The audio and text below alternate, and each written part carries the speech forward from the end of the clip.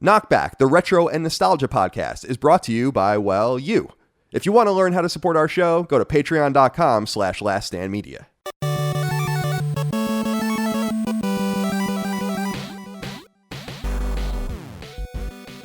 Greetings and salutations. Welcome back to KnockBack.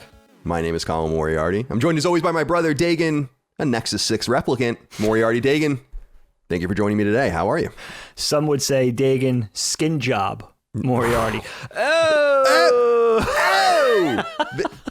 Every time they said that, I kept thinking a snow job, of course, the G.I. Joe. Makes sense. What were people thinking with some of these words, in the 80s? Like, we're going to call them, I just threw my pen across the room. Philip K. Dick probably made that. I didn't actually read Do Androids Dream of Electric Sheep, I don't think, but he might have thrown that in there. But for some reason, everyone wanted to try to throw the word job into things in the early 80s. Just job. And I'm just like, anything job. You got to stop. Right. Please stop doing that. This is our retro and nostalgia podcast that I do with my brother Dagan every week. You can support it on Patreon, patreon.com/laststandmedia. You can get early ad-free access to every episode of our show, the ability to submit questions, comments, concerns, thoughts, and ideas to the show. Although I forgot to solicit them this week. I'm sorry. And who needs you? I'm sorry. It's a crazy week. Crazier than usual. But support us over there. Early ad-free access. Also the ability to submit those questions, vote on topic ideas, submit other topic ideas. A lot of people have wanted us to do this topic for a long time. Today's topic, of course, is the 1982 film Blade Runner. But before we get into that, Dagan, I just wanted to inquire how you're doing. Good, thank you, my friend. Everything's nice. It's nice to see the studio here in Philadelphia, in suburban Bucks County, bathed in light for a change. Because usually I'm working during the day animating. We got the blue light. It would have been a little more appropriate for our topic today, actually, the way it normally looks in here. But, you guys don't know this. It's not really that important for when you're listening or watching, but we're coming to you on a Saturday morning for a change. Mm-hmm. Well, it's afternoon. Yeah, it's Saturday morning for me, though. Yeah, Saturday morning for a lot of us. And, so it's a nice look in here. I got so much on my mind, man. You know what I'm thinking about? And I wanted to talk to you about this because you could relate. Yeah. And we've discussed this before, you and I, but I'm thinking about tattoos a lot lately. And nice. I think a lot of it comes down to my age, 47 years old. I don't have any tats, right? I was just tweeting about this the other day, too, joking around about it. But in all seriousness, it's like, when is it too late to start with the tattoos? Helene's actually of this mind, too. Also in her mid-40s. She looks a lot younger than me. She is a little younger than me. But she also has no tats. Always wanted them. Just never got around to it. Just never did it, And I always wanted the same 4 or 5 things. That hasn't changed. I know also that I can't design my own tattoos because I'm way too self-critical. And I'll get very tired of it. But where do you stand on that now? You have to project another 10 years being of my age, late 40s, right? Right. I guess placement, of the tat has something to do with it. The size, how garish the colors are, how wild it is, the amount. But what do you think? What would be your advice to me as far as getting tattoos now? Is it just too late? Just slow my roll? No, I don't think so. In fact, I think from a visual standpoint, it's actually, I would assume some tattoo artists would agree with this, but it's probably better to get them later because they're going to look better as because you're getting older, your skin changes, and you start getting wrinkled or whatever as you get older. And I feel like if that's on your skin from the word go, then it's going to go through all of these changes with you. But if you get it after some of that has already set in, then I assume that the tattoo is going to look better. That's a great point. As you get older, which is interesting. But it's funny because you're asking me this. It's kind of different. I got all of my tattoos between the age of 18 and 20. Yeah, I haven't gotten a tattoo in 16 years. And you never wanted one since? I've wanted plenty of them, but it's funny because I was so what's the word? Stoned in college that I never really thought about. I never really thought about. I like my tattoos. So here's the thing. I'm lucky that my tattoos are good. Yeah. That they look good. They look right. They're really basic. Solid tats. Yeah. It's just text and stuff like that. Yeah. And they look exactly the way Benjamin Franklin wrote it or James Madison wrote it, whatever. But I never really worried about it not coming out right. And as I got older and I got more persnickety and more OCD, I've gotten crazier as I've gotten older. You have too. I think it just happens. Yeah. Every time I'm like, all right, it's time to go. And then I start maybe cursorily looking for a tattoo artist. I'm like, I don't know this guy. I don't know. And meanwhile, I just fucking randomly found some dude outside of Harvard off the Red Line in Boston. And I didn't even know. I don't even remember his name. I don't remember anything about him. You know, so I think I've just kind of overthought it over time, because I do want to get like, it's to your point, I'm getting older too. I've been thinking about getting leg sleeves, which I kind of want to do because you can hide them and all of that. Also, my arms are kind of already taken up, or I would have done sleeves. Yeah. And the third thing, and I've said this on shows before, is that tattoo removal is getting like more and more advanced, and I'm pretty down on getting my back tattoo removed. Not anytime soon, but in the future, because I want that territory back. Yeah. To try again. Really? For people that don't know, I got Moriarty in massive letters tattooed on my back when I was 18. Yeah. It looks fine, but it's just like, why is this here? You know, and it would just be nice to have that territory back. But I don't think you're too old. Okay. I think you would look great with tattoos. I'd love to see you with tattoos, visible tattoos, you know, like, I know Helene wouldn't let you do it. You wouldn't want to do it, but even like something like on your neck or, there? You know, your arm, you know, I think it would be cool. I think it would be very bohemian and eclectic. Teardrop, you think? To get a teardrop, or you have to kill someone first, as far as I understand. But all right, well, maybe you already have. I don't know. 8 teardrops. And you're just celebrating some death from 1993 that you got away with.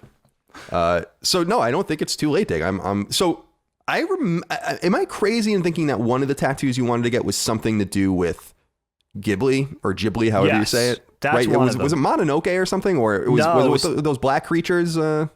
No. No. That would be cool too, actually, and I'm sure people have that. No, mine was a Totoro piece. Right. Okay. And I thought that it would be particularly cute if I had girls, if I had 2 daughters. Now I have a daughter and a son, so it's not as applicable. But I thought it would be cool to have some sort of scene with Totoro, the big Totoro, and the 2 girls, Maya and Sasuke, together, like whether it's the rain scene at the bus stop or him laying down with them on top of his belly, like laying on top of his belly or whatever. Right. But so now I have to kind of rethink that, but maybe still a Totoro thing. But the other ones I want to keep, I'll tell you off camera. But I want to keep those. I know how that is. You know what I mean? Because then when you start talking about it, you start vocalizing about it, you lose enthusiasm for the idea. At least that's a big thing for me. Like if I'm working on a film or something and I'm like, I tell somebody that I have a really weird thing with this. But if I start talking about verbalizing my idea, even with the thing I'm working on for you right now, which I won't even say what that's for. I don't even want to tell you about it because I feel like I'm going to lose enthusiasm as I start to vocalize it. And then it starts to sound less good to me. And then I'm like, oh, maybe that's not the best idea. So I like to kind of slow my roll. I operate with mystique. I'm the Boba Fett of Last Stand Media. I mean, at least I think I'm not, but I think of myself. I'm more of the Lobot of Last Stand Media. Well, it's kind of like Boba Fett. He's been coming up a lot. Well, a lot of Best Spin references, a lot of Cloud City references. It's these. Yeah, you gotta do that. That's right. You always remind me. Yeah. Or you could be Geordie LaForge.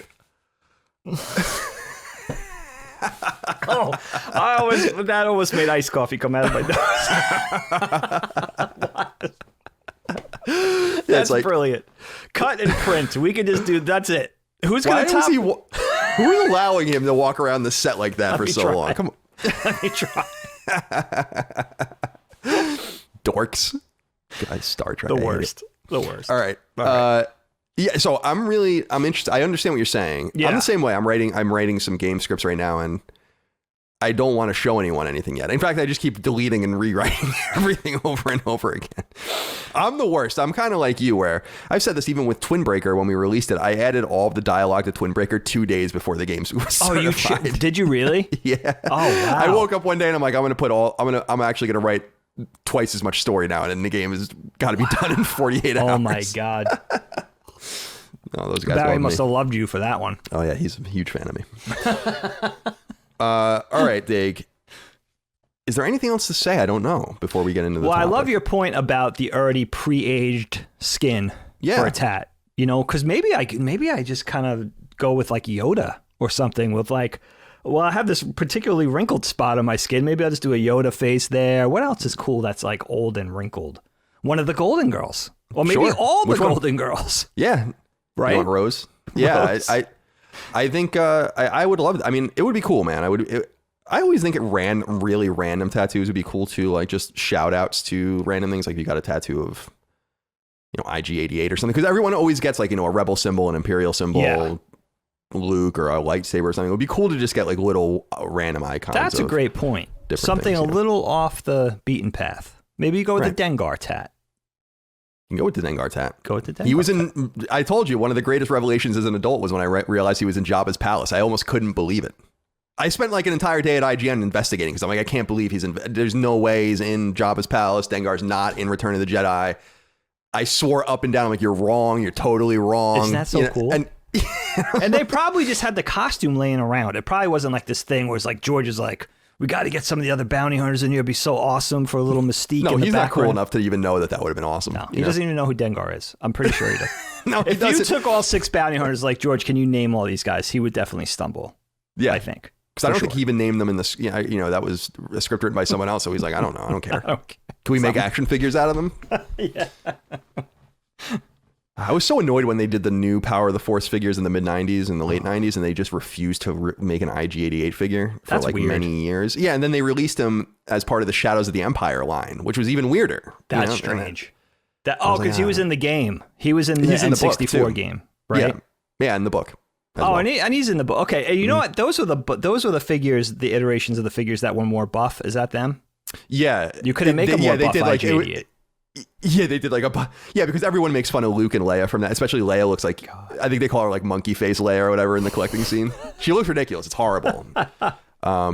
Let's make them like superheroes. Yeah, it was awful. Like Luke was all but then they kind of got rid after that first wave. Anyway, it doesn't matter. What are we even talking about? I don't know. All right. I love it. Blade Runner.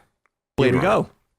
Now, this was a movie you wanted to do. Yeah. And I hadn't seen Blade Runner in many years. I don't know when I saw it. I don't even know. It might have been on like sci-fi because there were TV iterations of it and stuff. Yeah. I think I might have seen it there, but I don't know. And so it was weird because then I was reading about it before I went and bought it. And I didn't even realize that there were so many versions of the movie. So I didn't realize then I was like, I don't even know what I'm going to watch. But then I really only had one option. I think it was the director's cut, like the Ridley Scott approved one. But yeah, what made you want to talk about this film? This was one of the ones on my list from the very beginning. So it was only a matter of time before we kind of fit this in with the other topics to just create a little variety like we do with every wave. But it's so crazy. I wanted to ask you about the first time you saw it too, because I don't remember the very first time I saw it. This is one of those topics that makes me feel young, makes me feel happy because I was 9 years old when it came out in June of 1982. So I didn't see it right away.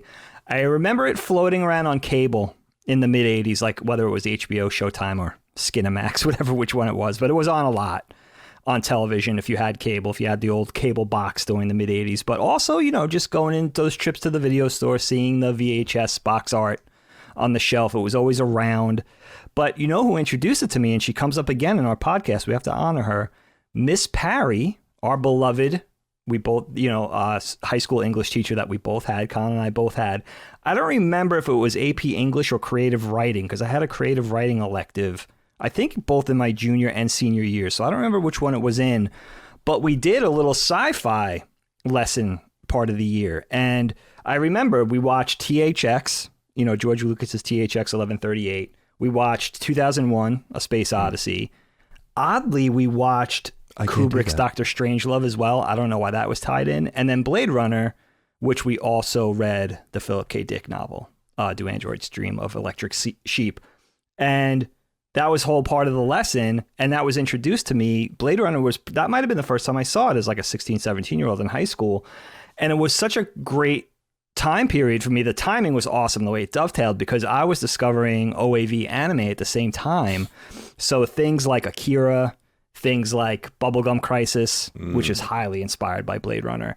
I still love that anime. Oh, it's so good. And such a great work of cyberpunk that not a lot of people know about. And for good reason. I mean, it was only an 8-part OAV series. It was pretty Bubblegum Crisis was pretty tiny. It was supposed to run much longer. It got canceled or whatever. Oh, I didn't know that. Yeah. It was so it really was a really small blip on the radar of anime back then, but also things like my role-playing game nerd friends were getting into Shadowrun at the same time. I was getting introduced to William Gibson with Neuromancer just a little bit later in 84, 85. So a couple years prior to the late 80s. So I heard, sci-fi was kind of jumping into cyberpunk. The cyberpunk sort of subset genre was kind of popping out of sci-fi at the same time. I got introduced to this film. And it's an interesting conversation for me because usually you and I talk about things that we love, that are no-brainers for pop culture, nerd culture, and all that, right? So you think about all the things we talk about, from like a good mob movie to whether it's Back to the Future or Star Wars, things that are even Goonies, things like that are much beloved, Indiana Jones. But this is a weird one for me, and it's kind of a multi-pronged conversation, I think, because Blade Runner, as we know now, in a modern 2021 perspective, it's such an influential film for sci-fi, for cyberpunk, for the things that it inspired. But I think it's also an interesting conversation because if you leave all that aside, how much of this film is, regardless of how impactful it was, how much of this film is a good movie in its own right, too, which I think is a really interesting conversation.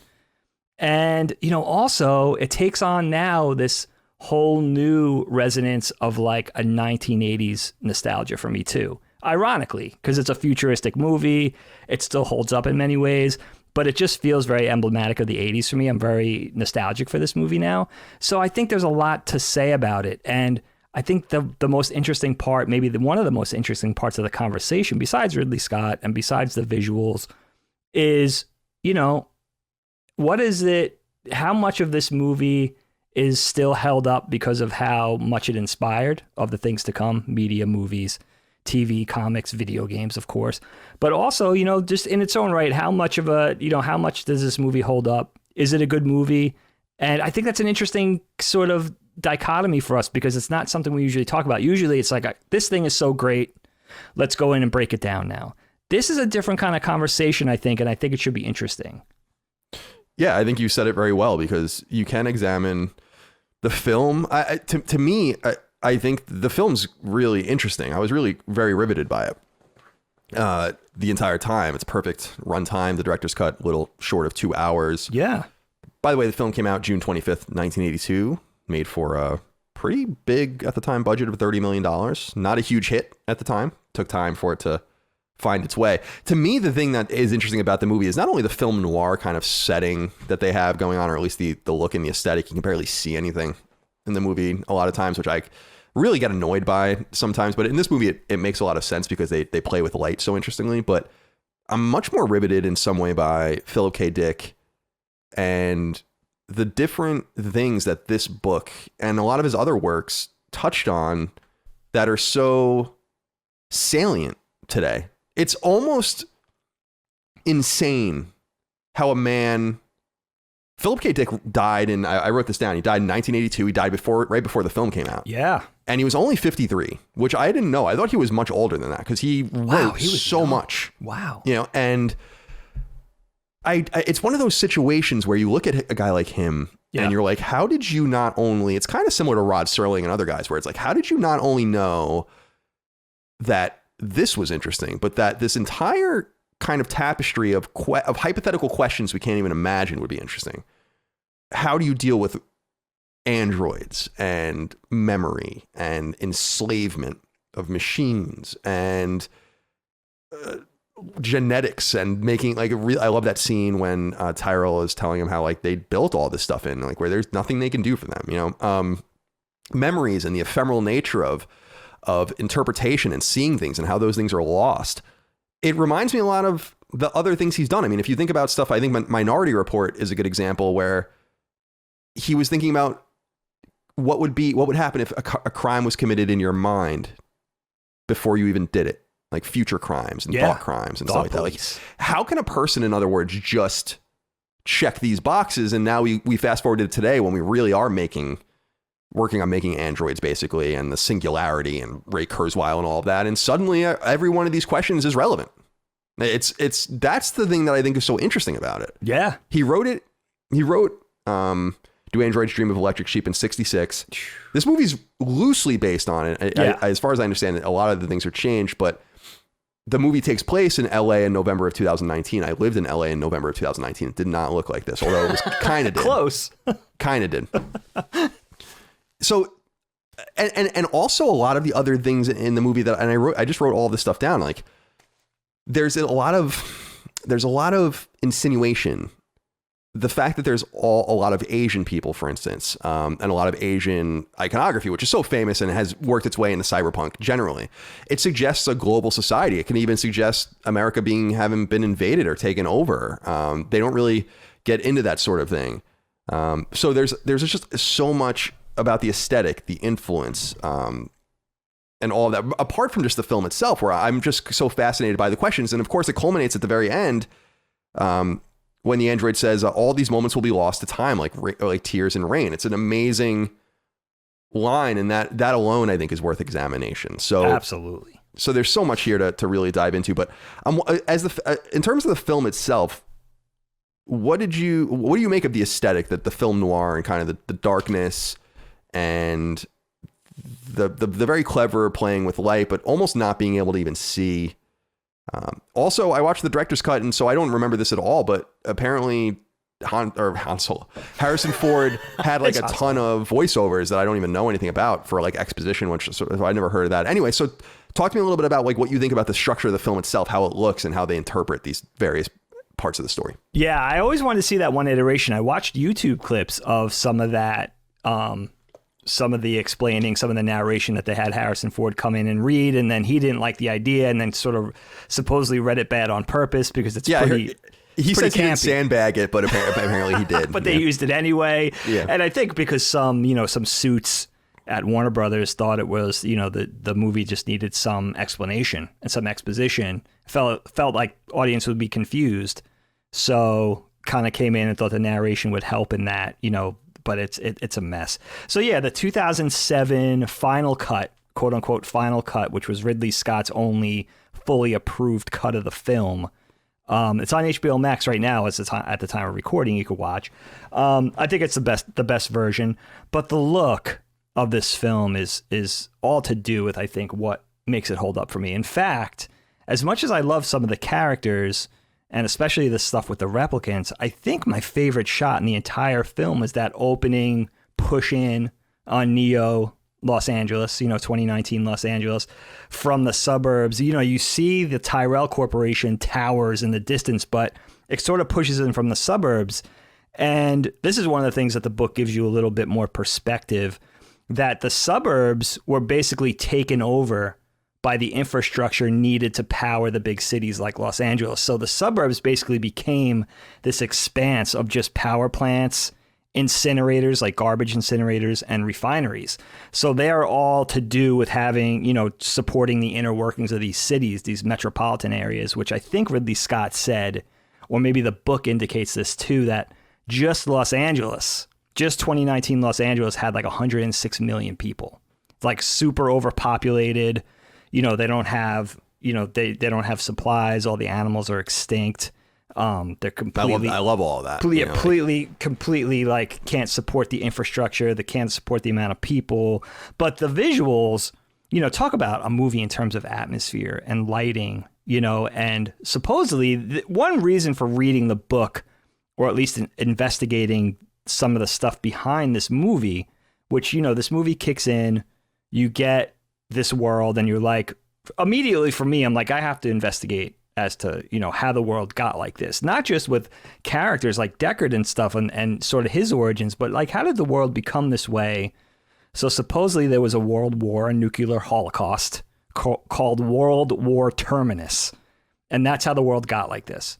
So kind of kicked off this perpetual environmental catastrophe with acid rain and a lack of giant periods where the sun would never come out for months at a time. And like a nuclear winter situation. Like a nuclear, like we talked about with The Road, something like The Road, where it's like something where, the sky is just blotted out.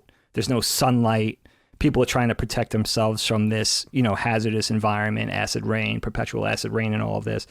But I love the environment is so cool. And they did, it all really where you could start the conversation is you got to say Ridley Scott, and this dates back to Alien, really in the late 70s, he was one of the guys or people instrumental in sort of ushering sci-fi from that campy 1950s sort of B-movie, very sterile, very polished, look and feel, to that very sort of lived in cyberpunk sci-fi look that we would come to know, greasy, dirty, unsavory, lived in, sort of taking sci-fi from Star Trek to Star Wars. And of course, George Lucas was also a part of that in 1977 with Star Wars. But Ridley Scott was a big part of like taking sci-fi from that, what people knew sci-fi was, you know, from the 50s, and sort of ushering in a new age with Cyberpunk. And I remember, you know, now we think about Cyberpunk,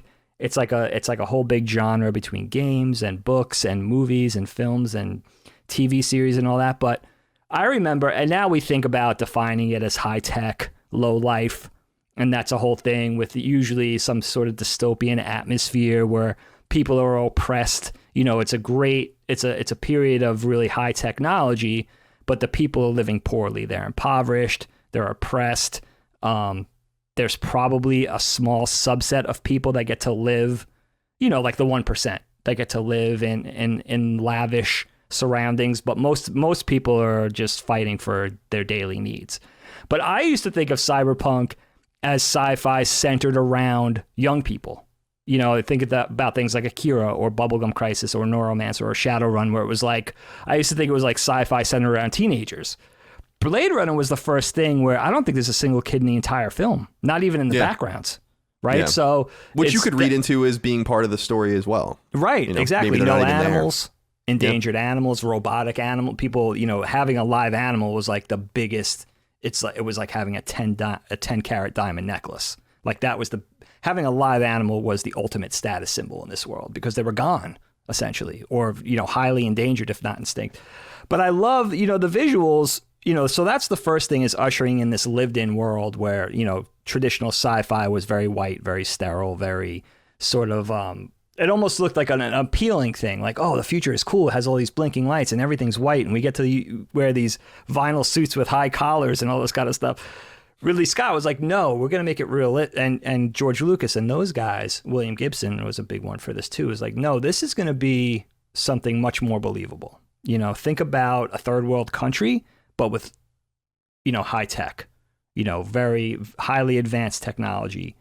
But people, that doesn't mean that the people are, you know, they're not prospering. You know, it's the opposite. And I think a lot of the visuals have to do with that. And, you know, it dates back to films like Alien. And then it has this idea, which I really looked into Sid Mead. I've known about Sid Mead for a long time. He's sort of a futurist, an illustrator, visual development artist, but he was instrumental in creating a lot of the tech, like the spinners, the vehicles, the way the street would look, you know, in downtown Los Angeles, Neo Los Angeles or whatever. And he talks a lot about, in sort of making of documentaries, that they had this idea, which is really thoughtful and really cool and something I never knew about, this idea of accumulation, which was like, in this modern world, everything, rapidly evolving technology, right? But as technology rapidly evolved, just in terms of efficiency and cost cutting, everything was built on top. So if a apartment building needed new heating and cooling, all that ductwork and pipes and everything would go on the outside. Everything was tacked on the outside. So pipes and wires and cables and heating and cooling infrastructure, generators, everything was kind of tacked onto the outside of the building. Where in real life, we try to hide that stuff and we try to put up a facade and because it's ugly and it's a mess. We bury the wires and we do, yeah. Right. But in this world, everything was built on the outside, which in terms of the look makes it feel like almost like you're seeing the guts of something. You know, you're seeing the guts of this massive sort of sprawling creature. And also in terms of just overcrowding and a claustrophobic feel, it makes everything really tight because all the buildings are really getting big from the outside and it's making that outside livable area smaller. So even a thing like a parking meter, you could see that existing coin op parking meter underneath, but they have this new technology sort of put on top of it that could read mag cards and stuff like that. So I love that the way they thought that through is like, this world did exist. It does date back to what you knew, but everything else now is built on top of it. It's it's an ugly mess, but in terms of just usefulness, it's not about the aesthetic. The aesthetic is ugly, but it's about, you know, sort of heating these buildings and providing plumbing for these buildings and all that. I love the idea of accumulation, and that's something, you know, because usually you think of like, all right, industrial design, like how do we make it look modern? How do we make it look tech with neon and make it look all, you know, but this was like, actually, there was actually a rule behind it. There was actually some sort of thought behind it. This is why this world looks this way.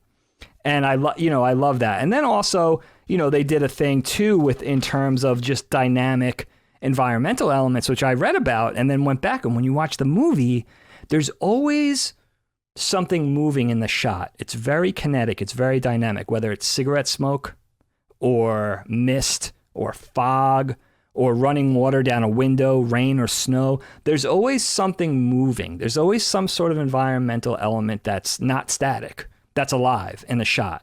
And when you couple that with just the gorgeous cinematography and the lighting, it really makes for like a feast for the eyes. And I think that's what makes this movie so good, because this movie has a lot of problems in a lot of other ways. There's some great acting. There's some dubious acting. It gets confusing. There's some pacing issues. But when it's the visuals that really pull me in for this movie. And I could watch it over and over again for that. You're watching television. Suddenly you spot a wasp crawling on your arm. I kill it. No, what you say is very well said, because I wrote down here, you had talked about like kind of the grit and the dirt. It's interesting because I feel like even that is in context. I always felt like, and we've discussed this in other shows, I think we discussed this even with The Last of Us and stuff, where I kind of question the rate of reclamation going on in some of these things when we see like how the environment can rapidly overtake. There's actually a great book about this too. And there was a TV series about it, like The World After Us or whatever it was called. But these things do happen quickly, but I often feel like they happen too quickly in some shows and movies. And I feel like movie or games like Fallout almost, which is well after the end of the world, still presents itself as so rusty and dirty and grimy that I'm like, this is stupid. Like no one would really live like this, you know, like you might not have the best, but you wouldn't just live in dirt and squalor, right? Like in your apartment. And when you walk into a house in Fallout 3, it's just like everything's just rusty can. I'm like, no one would live like this. And what I think Blade Runner does really well is that the outside, like it's rainy, there's debris and some dirt and disarray. But when you go inside places, generally, it's not like that. And that felt more like people, it felt more lived in, because it was like, well, even if you live in a fucking dirt hovel, if you care, you're going to try to like clear some of the debris out and live a little more comfortably. Right. Look at the hobbits. Right. They exactly. Live in holes in the ground. Right. Yeah. So I just feel like that really stuck with me, because I always feel like there's something off in these worlds in my mind. And I don't feel like anything was really off here. And I just loved the constant suggestion of what might be. And like I said, the huge Asian infusion, people even not even speaking English and stuff. I loved that. And it made you wonder, well, we have the explanation from the book, I guess, and maybe in the VO, but it makes you wonder, at least for me, I was very engaged in that. And also one of the things I really loved, and I wrote this here, was, and we talk about this with Castlevania, is I love impossible architecture. And I think it's really interesting. I think it's really cool. And we always talk about with Castlevania, like there's always the turrets and stuff in there always hanging off, and eventually it just becomes impossible. And it's because Dracula's using his magic and all of that. And I loved that even though this is a show or a movie based in some science and some realism, the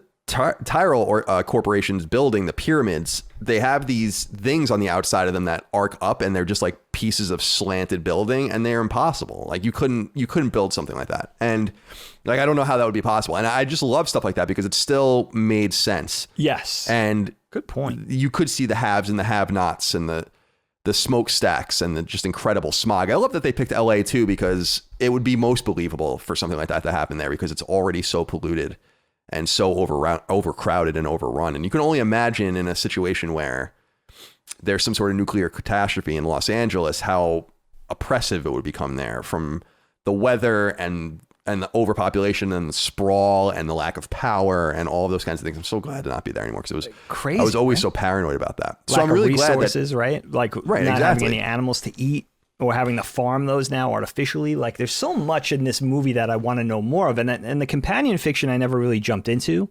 You know, there's comics and books and fan-based things. Which I never saw either. So you're right. Did you see the sequel? Yeah, actually Blade Runner, what is it? Blade Runner 2049? Yeah. That's the only movie I ever went to go see by myself in my entire life. Oh, interesting. Yeah, no one would ever go see that with me. I knew Helene wasn't in for that. Even though, Ryan Gosling might have been a draw for the ladies. Sure. Handsome dude. Yeah, but, definitely. I got a little bit of a man crush on the Gosling, starting with Drive, probably, which was a big key in. Oh. And also the Kavinsky song in the beginning of that is just, oh my we got to do Drive. We got to do Drive. And then Soundwave from Transformers starts singing. That's the best song. I love that song. But, so that movie's great. And that movie's another conversation. I really did enjoy that movie, but I think I only saw that movie once or twice. But that's the big story behind that movie. So I actually went to see that. I had to see that in the theater. I knew, for cinematography, for seeing that on the big screen, that was an event. You don't wait for video for that one. And I'm glad, that movie has its problems too, but it's good. Yeah, but, I got to see it. No, I've not seen it. So you got to see that one. I'm sure we'll cover that in the future. The other thing that I wanted to ask you about or talk about here in terms of the aesthetic was, because we're talking about futurism, right? And the interpretations of futurism. And it's so interesting. Futurists are always so interesting to read about. I mentioned Ray Kurzweil earlier, who's like, I'm obsessed with Ray Kurzweil. He thinks that the singularity will happen in 2045, which is basically what they're talking about here. And he said that for many years. So he still stands by that, apparently. Wow. So he still holds to that. Okay. Yeah. So that's when, and I think he was even saying it might happen sooner, because there are companies like one of Elon Musk's companies and others that are like working to interface computers with your brain. Like they're doing it, so, it's amazing. So it's going to happen, and I'm really excited to see it happen. But it's funny with even these very accurate or seemingly accurate interpretations and very fleshed out interpretations. I always love these little things and I had to write in my notes, they saw futurism as a sort of analog thing, not a digital thing. And I'm always fascinated by that. What I mean by that is, like, if you look at the monitors they use, they're still using cathode ray tubes. Yeah. It's like, it almost doesn't make any sense. And it's because and they almost can't imagine like what a microprocessor, even though microprocessors existed in 1982, they didn't understand exactly what these things were going to do for us, giving us this eventually, and I'm holding up my phone for the audio listeners and others. So it's funny that there's a limit to the vision, right? Because they're using these clickety clackety, I use mechanical keyboards, but clickety clackety keyboards on very Apple II looking or IBM PC looking monitors in 2019. So I love that there's a limit to the vision. And I just really dig that. Fallout does it a little differently because their whole thing is like, we have all this analog technology because the destruction of our world happened before there was a microprocessor. But here, I loved that too, because it does date and ground it. And it's very much like war games or other things where it's funny to watch in a way because it's like, nuclear war, but you're typing it on like a like a 286 Texas Instruments keyboard. Yeah, it doesn't even so, or like a Tandy or something like, it's like, all right. All right. So I wanted to ask you about the idea of the replicants. And this is a huge draw for me too. I'm a huge Battlestar Galactica fan, as a lot of the audience knows. And Battlestar Galactica is all about what happens when humanity enslaves robots and the result of that. And those robots are a little more robotic. When the Cylons come back, they're humanoid, but that's in the story. And that's not a spoiler, by the way. That's literally in the first scene of the miniseries. So don't worry about that. But, but I feel like I like the idea more. It's kind of like Detroit Become Human, the recent Quantic Dream game on PS4 from a couple of years ago. I like humanoid android robots, androids that look and feel human. This is, I think, what we ultimately want. I'd love Mega Man type robots, but we're not going to get that. I think what all of the resources in our real world are going towards making this. And I wonder how you feel about the idea that you might, and I'm not being dramatic, you in your lifetime might see something like this. And I'm wondering how that's going to make you feel. And if you feel like there is some sort of bioethical concern about what we might do to these things, and when they become conscious and real and have hope and dreams and love and caring and anger, how do you feel about that? Because I feel like we are, and some people like Bill Gates and Elon Musk have been saying for a long time, like, we're running into a wall, like this is going to happen and we don't even know how to deal with it. What do you think what do you think that future might look like, and how you might feel about it? It's interesting because, there are moral questions that as you know, this movie sort of goes into a little bit, that sort of tie into the fact of creating things to help us, you know. Now, the replicants in this story and the Blade Runner universe are basically androids created and engineered by humans to essentially be humans, to do the jobs that are perceived as being maybe too dangerous for people, or to fill other needs like the sex robots and all that kind of stuff. It's interesting to me, Kyle, because the first question is besides something that's supposed to do a very humanistic job, like fulfill like sexual desire, right? Like a sex android robot. Besides things like that, what are the advantages of making things look exactly like people? So for instance, you have these replicants in this story who are largely now, the Earth is overpopulated. The Earth is running out of resources. Man is pushing out, you know, into space to sort of colonize space, to sort of find new places to live.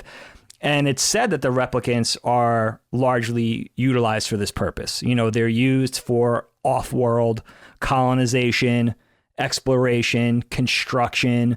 We know they're used for like waste management in space, all that kind of thing, right? Besides being used for combat, there's a really interesting part for me. I'm kind of fascinated at this because they don't really go into it. You could sort of use your imagination, though. How much are they used in combat against alien threats in space as man sort of pushes out into the stars to find new places to live, runs against potential problems, potential enemies, potential threats? How much of these replicants are used for that, you know, for protection, for fighting as soldiers, that kind of thing? The story, again, doesn't really go into it, but you could see, especially if this is a world that there's life on other planets besides Earth, that, you know, they would be used for that purpose. You know, they're created with super strength, super intelligence, you know, basically super soldiers.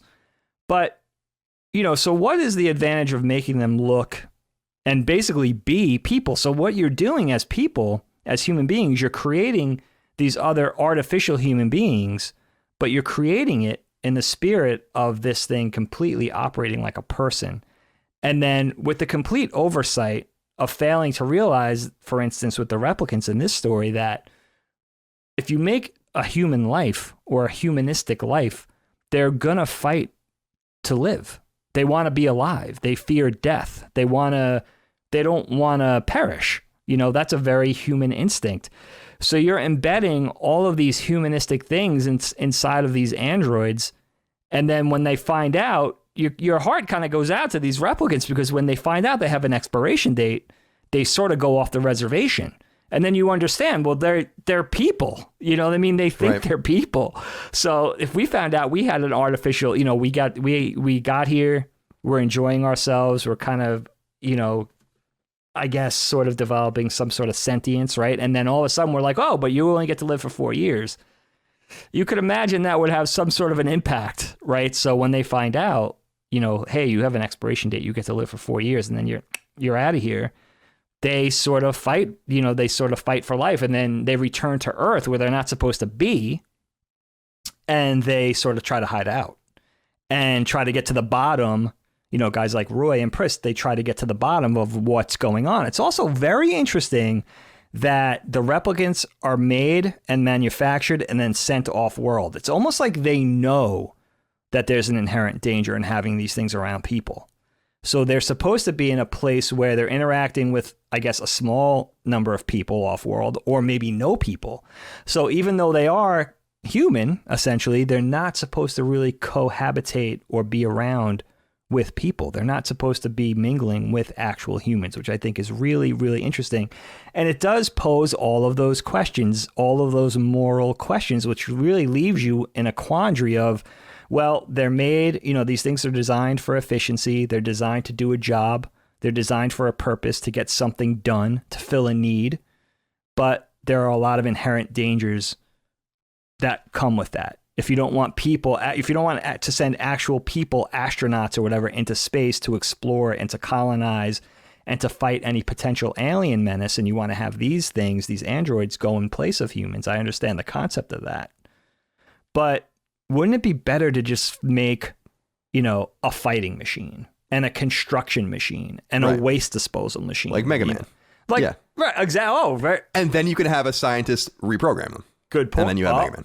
Good point. I totally agree with you. It is very interesting because David Cage in Quantic Dreams, David Cage in Detroit, it kind of explains why the robots are humanoid, because it ingratiates them into society, like they're a nanny or they're a teacher or whatever. So you want to speak to a human, and that's good for kids and all that. But it does kind of raise the question, like, why wouldn't you just make them as robotic as possible? To the point where, like, you're making them so indistinguishable that they need to have there's a test that the Blade Runners give to the androids that is, like, presumably the only way they can figure it out, which is unbelievable and very strange. And I actually kind of think a plot hole, but it doesn't really matter. But it is an interesting point, and Battlestar deals with that as well. Yes.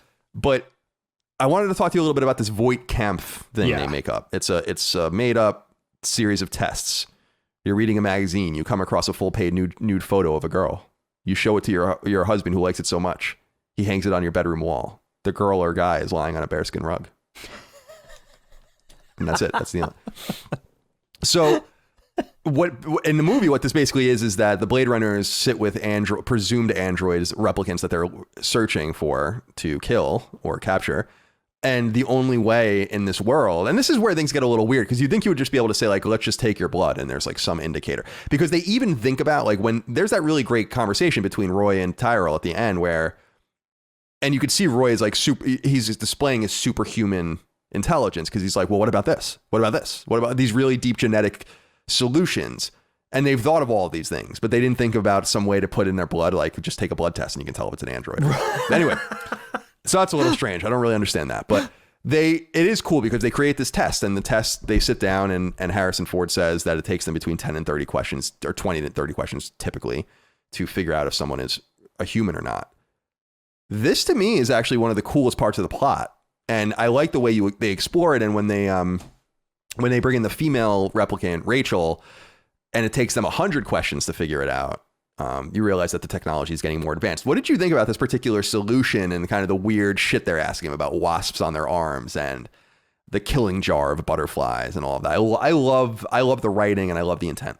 Oh, it's great, man. It's really off-putting. I had to look into the Voight-Kampff test a little bit to see what it was named after, and supposedly it doesn't really mean anything in German, so they think that it's just named after the person or the people who created that test. Right, that's what I had assumed. Which is pretty cool. I like that. It's kind of neat.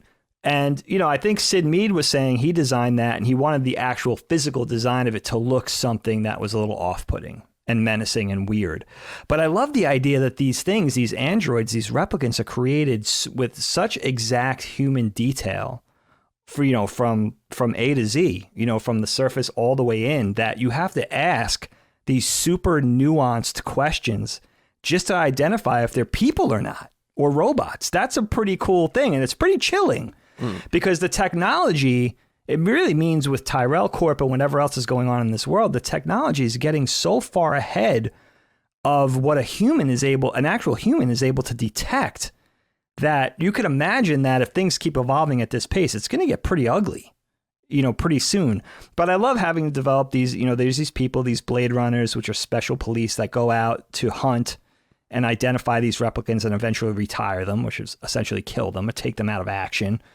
But I love the idea of these super nuanced questions that only, supposedly only a human would be able to really answer. Like the whole thing about the husband with the magazine or the wasp, or, so on and so forth. Things that really can, really what they are, they're questions that require experience to answer. Like maybe actual human children wouldn't even be able to answer these. They require actual human experience and just wisdom almost to answer, which is such a cool concept. One of the coolest concepts in the whole film. Yeah, I agree. And, just goes along with the whole thing of, implanting memories and how, so you can make these things feel like they're actual humans, so they don't actually question their existence and, sort of avoid all those existential questions that humans would ask ourselves. But also the tragedy in a character like Roy, bringing up the point of, like, you're making a person. Like, I've seen things. I'm full of memories. And in 4 years, I'm going to be taken out of action. Everything I've seen, everything I've done, all of my memories, all my experiences are just going to, be relinquished to oblivion. And that's wrong. There's something really wrong about that. You know what I mean? I've seen all these beautiful things. I've seen all these majestic things. And, besides that, think about this. Tyrell and his cronies created this replicant who's a poet. Like, the tears in the rain thing. It's like, what? This guy's like, Emily Dickinson over here. Like, what's happening? So it's like, then you're creating artists. So it asks all these questions like, what is the difference between these things and actual people? Yeah, because there's so much interesting stuff about the 4 replicants that you see, the regular ones, because not Rachel, because they're all on the clock. They know it. They got back to Earth. We don't really understand any of this. I don't know if they go into it in the sequel or if it's even relevant. I doubt it is, but yeah, I love how you have no idea what they were doing, where they were. You were talking about the Voight-Kampff and how that doesn't really mean anything. They bring up a couple of things that are just made up. Places like the not Brandenburg gate, that's real, but some gate that they went to, he talks about having memories at and all of that. And so I feel like it's unfortunate in a way, because it's hard to know who the antagonist is, really. I don't know that the replicants are the bad guys in some way, or at least there doesn't maybe seem to be any bad guys. We don't really know much about the environment. We know the Tyrell Corporation. In my mind, we don't even really know about them to know if they're necessarily bad. Yeah. Even Tyrell himself, like, you don't really know. I love his glasses, by the way. You don't really know. Is he bad? He doesn't really seem bad. Like, I don't know. There's a moral grayness that I think really sits parallel to the gray aesthetic and the black aesthetic of the film itself. And I'm so fascinated by Roy, especially because he's so good. Him, first of all, excellent performance, but him more than anyone makes you ask the questions in comparison to Rachel when we find out that she has implanted memories to give her context, right? So because Tyrell basically explains, like, we put memories in Rachel because it gives us a head start. Like, we only have this finite amount of time in which they need to learn what they need to know and all of that. So let's just give them memories as if they have a basis, and then suddenly they exist and they have a past. Then you build on that foundation. It's quite sinister. But I don't know that it's intentionally sinister, because it deals with questions about, like you said, oblivion. No one really thinks about that word. The idea of nothing, that you ashes to ashes, your memory and whatever gray matter and the combination of neurons just go away. And everything in there, things you never told anyone, memories that you have that are very specific, all of it, it's gone. Kaput. It's gone. And I love the way they deal with that, because they created it's almost as if they created a creature that didn't necessarily have to deal with that burden of humanity. And yet they make them deal with the burden of both being a robot and not human, but giving them the downside of being human, which is to know that you're going to go away one day. Yeah. And it's quite deep. It's deep. It's incredibly deep. And so I feel for their quest and their search for answers. What did you make about Rachel and this new type of android that Decker has a hard time figuring out if she's even real or not? And she ends up being a pretty important character. And actually, I didn't realize this, and in reading about it, the movie, the Ridley Scott movie, kind of ends on on a nebulous note, but there are different endings too. Yeah. That kind of with them. So anyway, what did you make about her character and kind of the difference that she brings compared to the other androids or replicants? What you said about people dealing with, it's like humans, us as humans, people, we can't deal with the word gone. It's just something that we can't. We just can't navigate. We just don't know how to deal with that. Just the whole thing of something being not existing anymore, just disappearing, being gone. So that's a whole another thing. And with the replicants, it's so interesting because they're created, they're expected to be productive. I guess the idea, and again, that moral grayness, right? The idea behind Tyrell and his corporation and what he does, creating something to operate, to fill a need, to perform a job. And part of that is in the fact of making this person essentially a human, is giving them memories with the whole thing of them feeling right, feeling like they could just go like a real person, go on a job, be productive, feel fulfilled in what they're doing.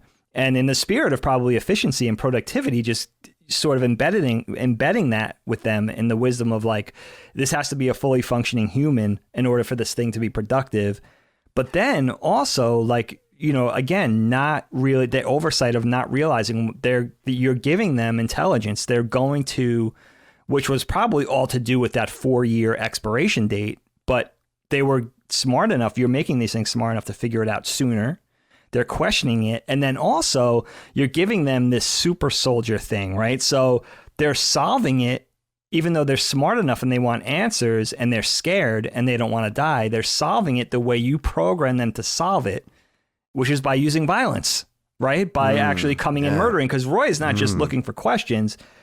Ultimately, he just ends up killing everybody, which is another tragic thing. Was good if these replicants could show that they could reason and stuff like that, you know, the humans and the replicants could have some sort of accord and say, okay, all right, this is how we're going to get along.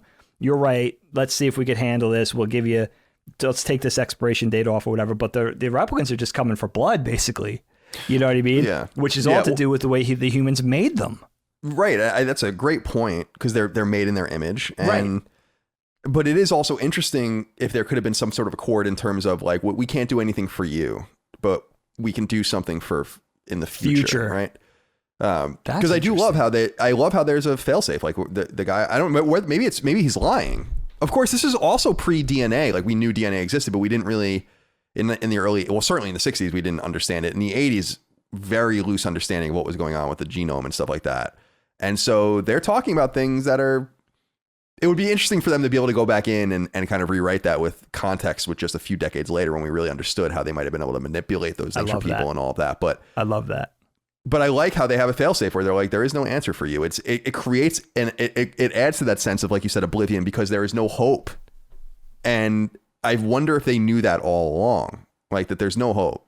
Right. And they just needed to hear it from the horse's mouth. And I loved that because it does feel hopeless. And I feel for that Roy character. I do. Definitely. He definitely acts violently, kills and all that. But I mean, he's coming to terms with the fact that he's going to die and he didn't even get a chance to live. And it creates a bioethical question and people have to really consider that he's not one of us, yet he is one of us, yet he can't be treated like one of us. Right. He doesn't have the context of one of us, but he's way smarter than us. It's very complicated. So complicated, dude. And then not only that, but realizing the tragedy, his own inherent tragedy, or all the replicants, on behalf of all the replicants, of like, I can never convey anything that I've ever done or said. It's all going to be lost, knowing that.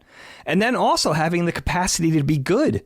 You know what I mean? Also, right. Like, sort of realizing that what he was doing was wrong, saving Deckard's life, and then dying. Like, holy shit. Like, not only did now this is a fully formed human now. It had a whole redemption arc and everything. It's like, holy shit. The Rachel character that you were asking about is interesting, though, because she doesn't seem to have that same type of volatility or violence. She seems to operate on a different, on a whole different platform, or a whole different she's nuanced in a different way, which is interesting. What I love about her visually, though, is that she's still, and this is something they did where they projected a light from the position of just under the camera lens into the replicant's eye to give them that big catch light, which, you could see she's talking. First of all, she looks like a beautiful human woman. She's talking like a normal human, but there's something just off-putting enough about her where or at least we know as viewers, that she doesn't seem, there's something missing there. There's something behind besides the point, the fact that she's very staid. She's very even keeled. She's kind of emotionless, a little bit emotionless, almost robotic, right? There's something behind her eyes that says this very human facade only goes so deep. There's something missing behind those eyes. And really what it is personality, I think, with her. Because she looks very human, she talks the talk and she walks the walk, but she doesn't really have a personality. It almost seems like she is android-like in that regard, where, there's not warmth, there's not humor, there's not even coldness. It's just something very inhuman, something we don't realize as humans. We're always looking for the inroads into somebody, whether it's through their eyes or through their dialogue, through their body language, whatever it is. She doesn't seem to have any of that, which must have been, whether that was intended or not, that's how it came through for me. And if that was an intended thing in the performance, that must have been very hard for the actress, I would imagine, because, in Sean Young, because she's different than the other replicants in that way. She doesn't seem to have that, she doesn't seem to be imbued with anything beyond just being a walking, talking human. She doesn't seem, there's something that a human could identify that's missing.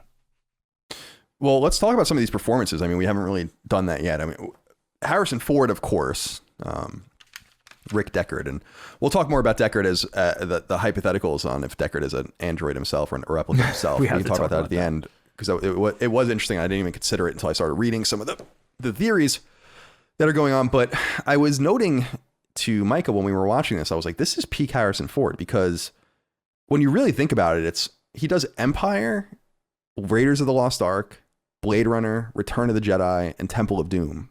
Yeah, dude. All in a row. Oh my God. So this is the time, and this is the middle movie of those 5 movies. Yeah. So he looks great. He's super handsome. I think he does a great performance. It's a little bit different. He always plays kind of the roguish dude, but I don't think Harrison Ford's as good of an actor as he seems. I think it's because he played iconic characters that we love. I don't think like Harrison Ford is like an Academy Award winning actor. And I don't think that he puts an amazing performance here, but he's certainly great. And it's great to see him. And the movie is not really about him so much to me. So it's more about the environment and what's going on. He's kind of the conduit by which we see all these things, but still, I like him in this movie a lot. And I just like thinking about him in that peak Harrison Ford, peak money-making man of Hollywood in much demand, still quite young. What did you think about his performance in Blade Runner? He's interesting. I mean, yeah, as a 9-year-old, then important to say, this movie came out 2 years before you were born, over 2 years before you were born.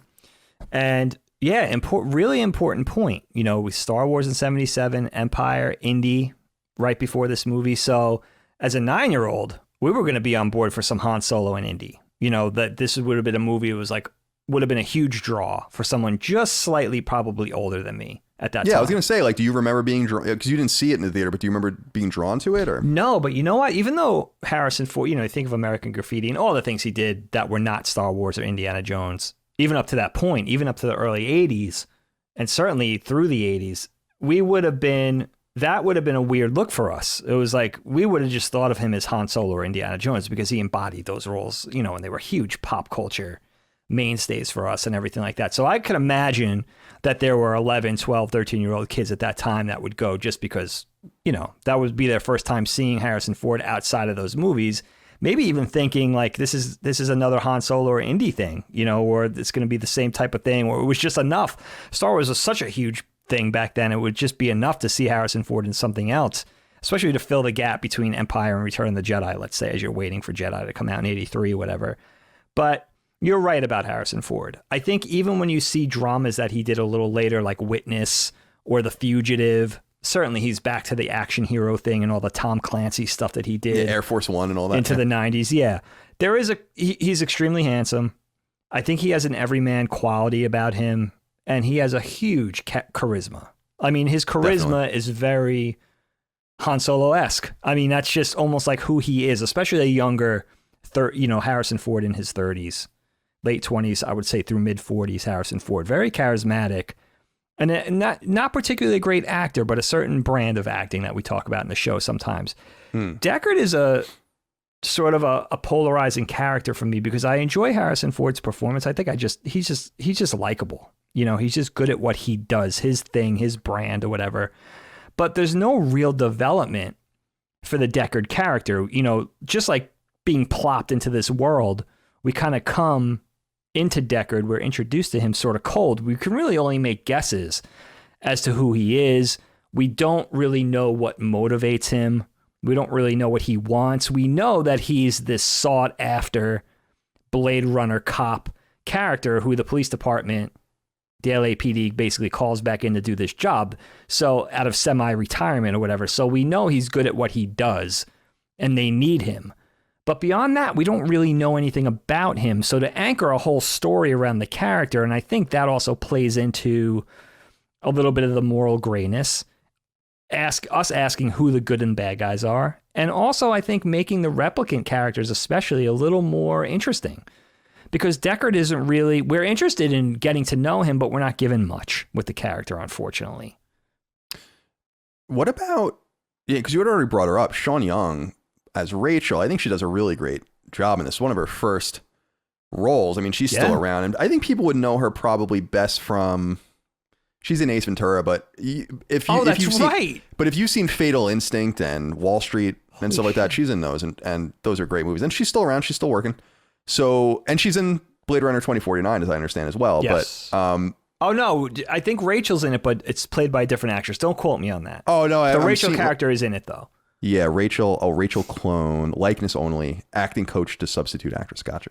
All right, so yeah, I'm reading Wikipedia right now. So her filmography. So yeah, I know her. I mean, I recognize her from Ace Ventura for sure, because I love that movie. I forgot about that. Oh my God. Which we'll do someday as well. Add that to the list. Huge, a great film. Huge. But I really liked her performance. I thought it was quite staid and quite dramatic. And I think she played the role of the confused human replicant. I mean, when she realizes that she doesn't have real memories and it's basically Tyrell's niece's memories, it's pretty amazing. I mean, when I love that scene when Deckard's like telling her the end of her memories. Like, she's like, I remember blah, blah, blah. And he's like, yeah, and this happened, because he knows. And it's quite tragic. She's incredibly interesting.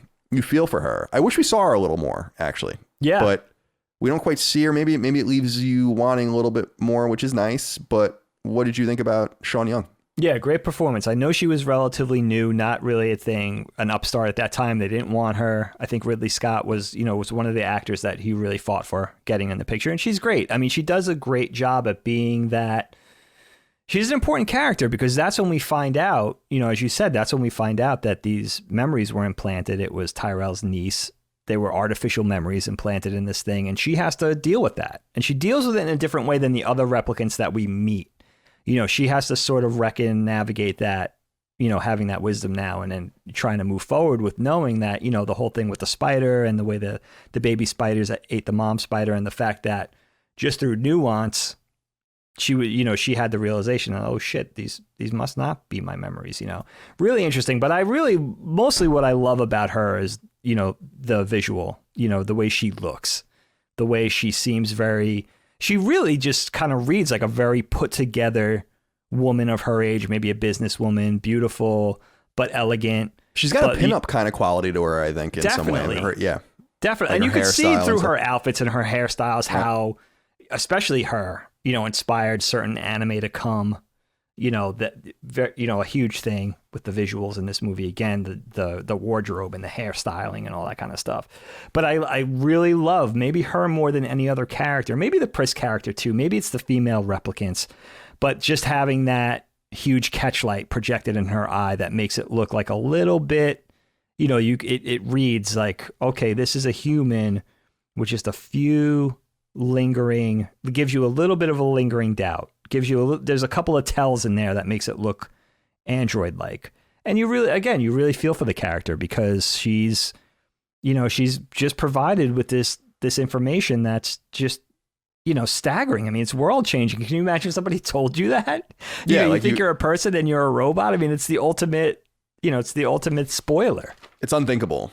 And I think she does a really nice job of holding that weight as the character. And you feel for her. Again, we don't know her very well, and yet you feel for her. Also, Deckard doesn't really know her very well, and yet has an attachment and an association with her as well. I think she does a great job. But I think, as we had said, Rutger Hauer's performance in this as Roy is, I think, the best performance in the movie. And I love this character's aesthetic, the look. I love the receding hairline. With the blonde, and makes you wonder why you would make a replicant look like this. Then you realize, and not in an insulting way. In other words, you would think like you would make a replicant to be the handsomest, full-haired. It's interesting that they made them to be these different ways, and I am very compelled by him. He's incredibly intelligent. I love the scene when he's basically giving JF or whatever the chess moves as they're going up the elevator and all of that. I was reading that there's an interpretation of that chess game being a mid 19th century famous game called the Impossible Game. And that they're actually, like, people can go read about that, you know, because people you can replay chess games by reading notation. And there's apparently rumors that game, what they're playing is the Impossible Game from the mid 19th century, cool. Like that particular setup on the board. So I love how he just starts coming out, like I said earlier, with just these really detailed questions about different things that they've thought that they can help themselves. He's been obsessed with this, and you can read it on his face, this obsessiveness, this one track mind, and that they're on the clock. So there's this, it's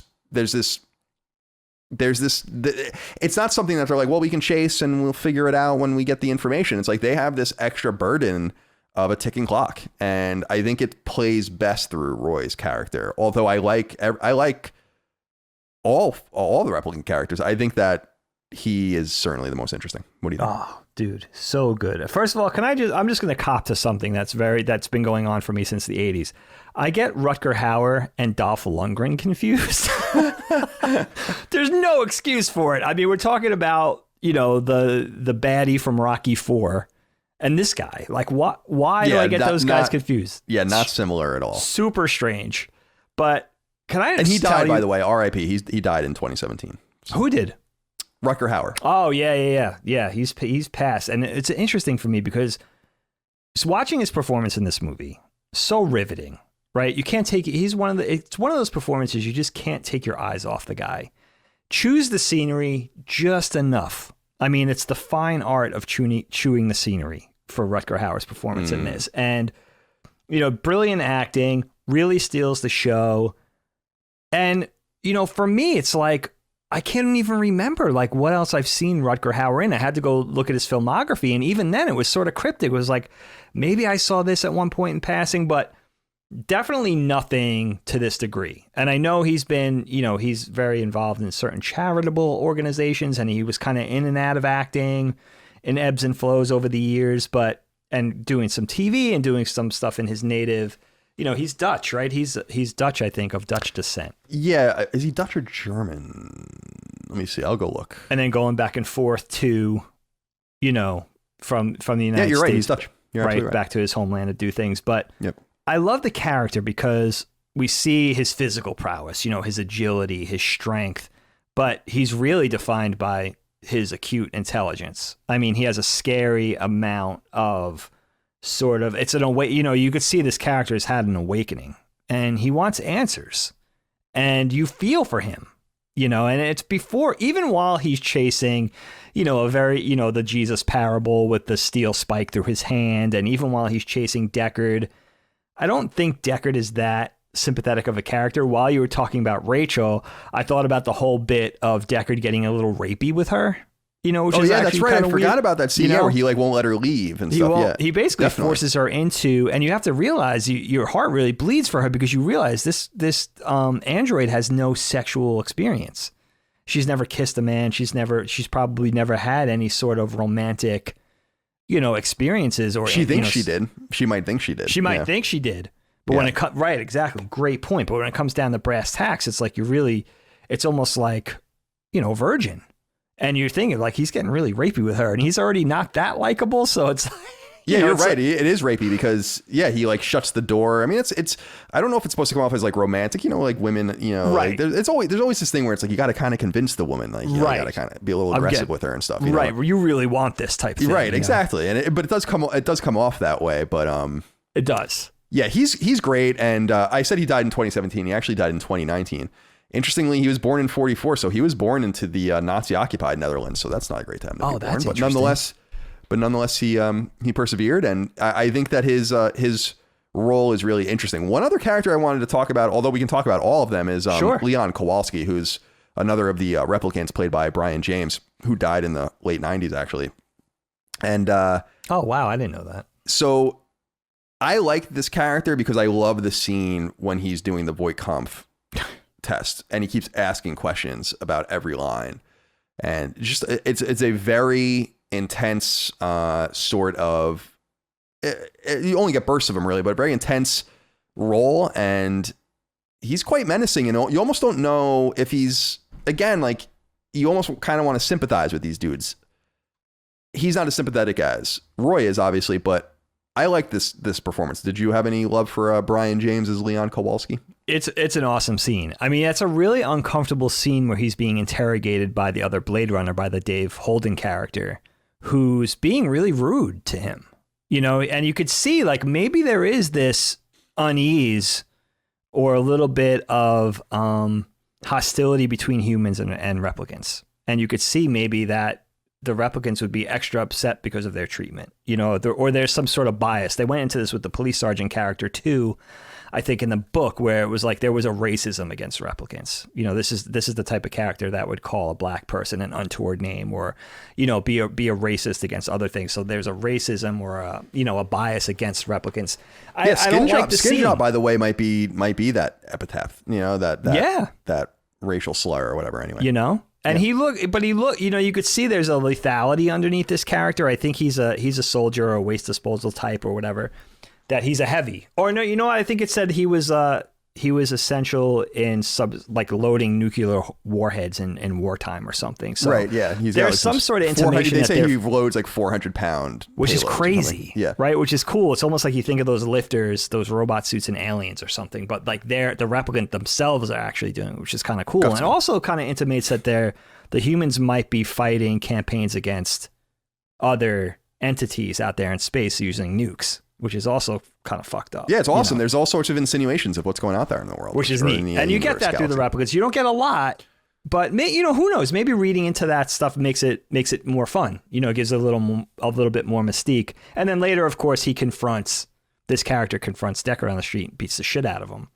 And you get a whole nother, and then he's eventually killed by Rachel, right? Rachel's the one who shoots him. Right. So interesting. He knocks the gun away, and then Rachel, he has a great look. Another one of those character actors that just was seen all through the 80s in different things. You could probably list off 20 different things this character, the Brian James character, was in. So R.I.P. I didn't know he passed. Yeah, he passed, and long time ago. Long time ago, indeed. And then another. We have to talk about Daryl Hannah, of course. Oh, of course. Who plays Pris, and this is, again, one of her first roles. In fact, if I'm doing the math right, and I think I am, she was like 21 in this movie or something. So she was pretty young in this, and she becomes big later. I mean, she's in Wall Street and Kill Bill. She was huge in Kill Bill. Oh, Kill Bill, Elle Driver and Kill Bill, Splash. Right. I think Splash was maybe one of the first times I saw her, because I didn't see Blade Runner right away. That was with Tom Hanks, right? She starred opposite Tom Hanks in Splash, which she played the mermaid. That might have been my first. Yeah, that's 1984. I'm seeing here. Yeah, so that's right after that. And she's still doing some work today, and still around. Yeah, she did that show Sense8, which I think was on Netflix.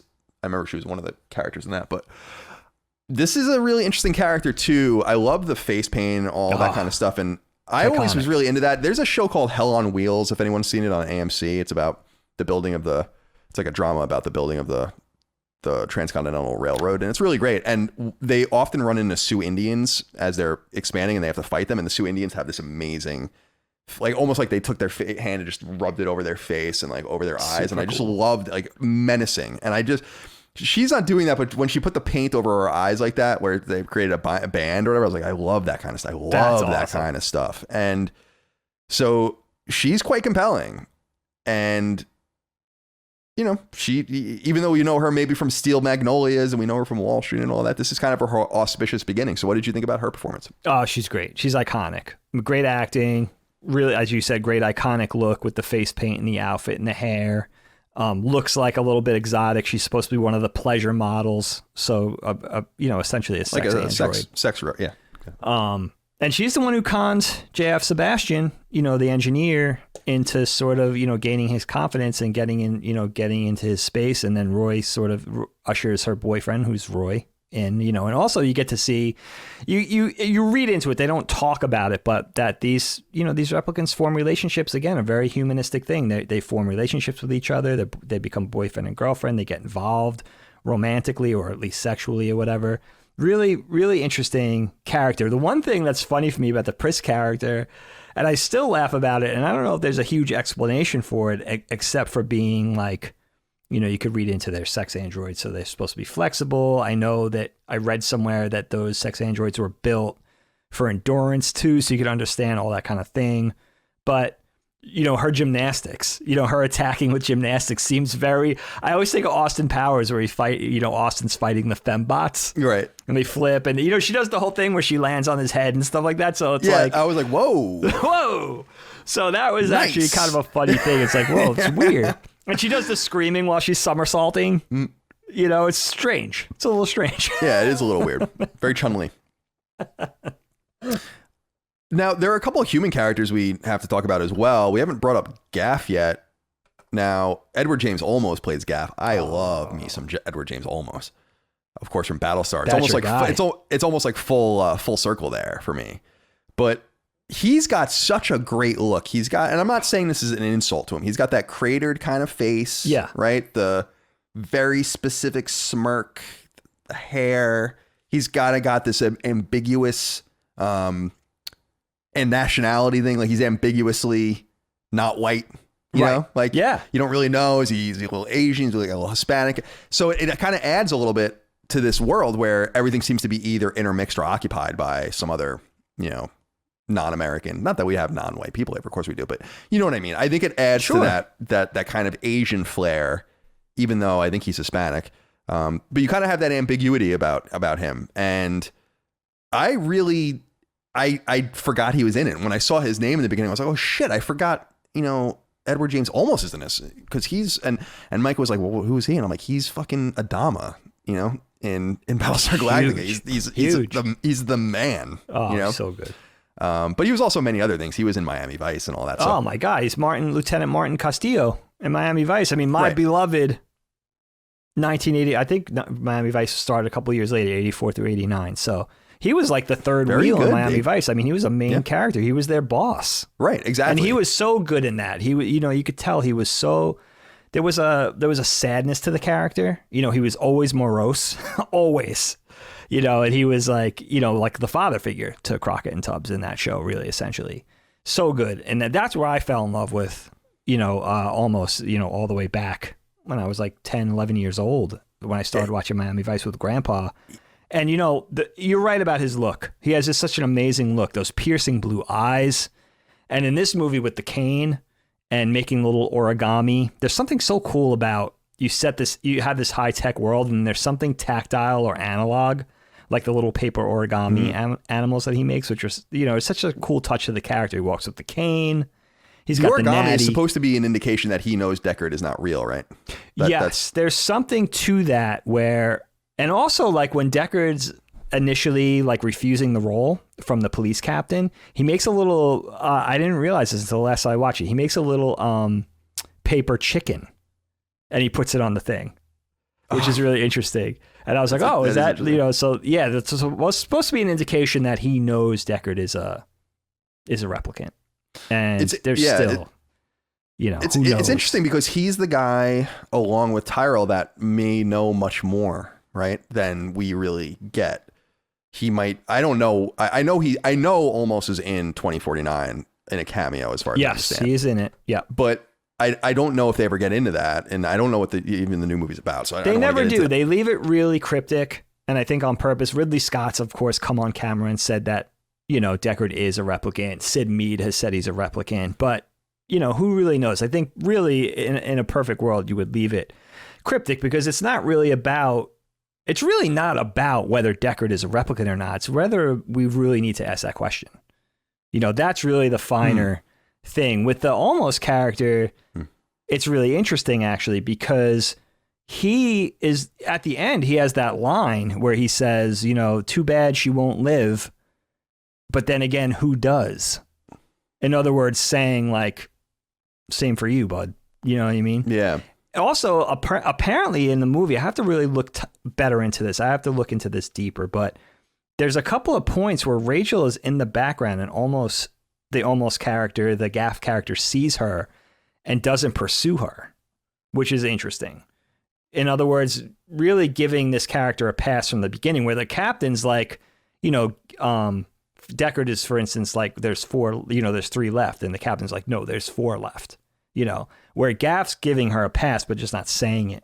Like he knows Deckard's going to try to save her, but he doesn't ever indicate it to the audience, which is interesting. I mean, what a great character actor, dude. I mean, I know he's your beloved from Battlestar and me dating back to Miami Vice, but it's so nice to see him pop up and stuff. He's just a great character actor. And that Fu Manchu, like you said, where it's like, is he, of Spanish descent? Is there an Asian thing going on?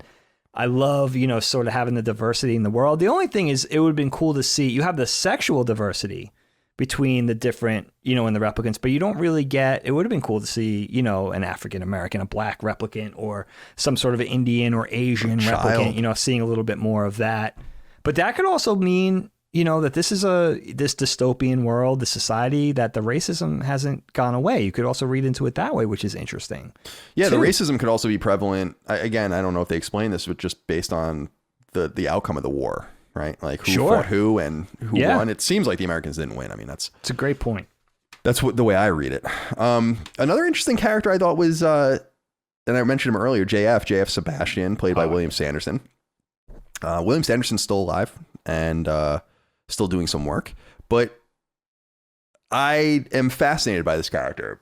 He has this so-called Methuselah syndrome. He's aging rapidly. He kind of represents, along with the guy that makes the snakes, and we see this with the owl, with Rachel, and the fake animals. There's like this weird ecosystem of fake animals and fake creatures that people create, but also it shows this sort of these various verticals. Like, I love how it's like, I don't deal with that. I deal with eyes. Right. I deal with like biomechanics, and I deal with memory, and it's cool. And like, he's trying to, the movie has a video game progression in a massive way. Before video games had that kind of progression, which is interesting. It's like there are 5 guys, you have to go 5 lieutenants, and you go after them, and you learn a little bit some more information. You get a little bit more powerful and whatever, you get a little more context. It's very video game-ish, but great point. But I do dig the idea of all of these different people working on behalf of this mega corporation.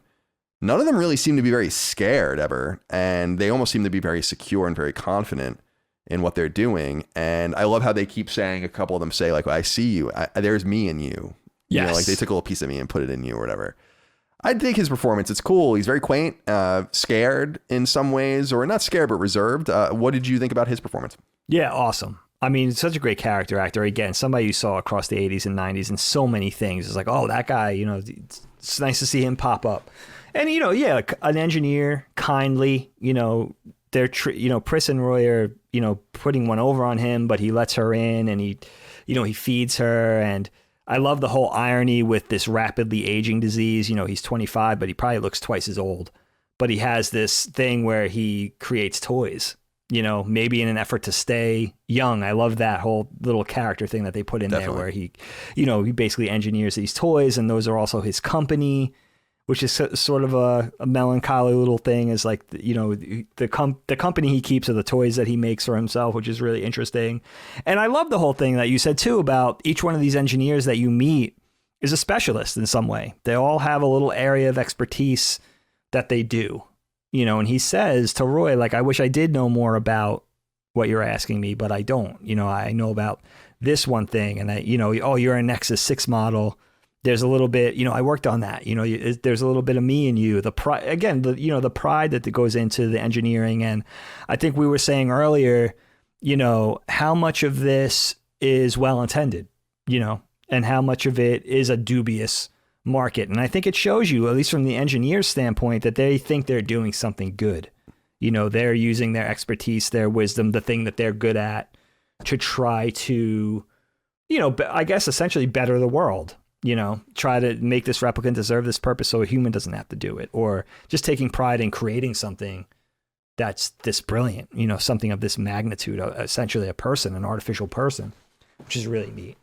Well, I got to give him a shout out just because William Sanderson, people would know him from, he was in Deadwood and later in True Blood, I think, but I know him from Newhart, which is a show I absolutely love. He played Larry on Newhart. That's right.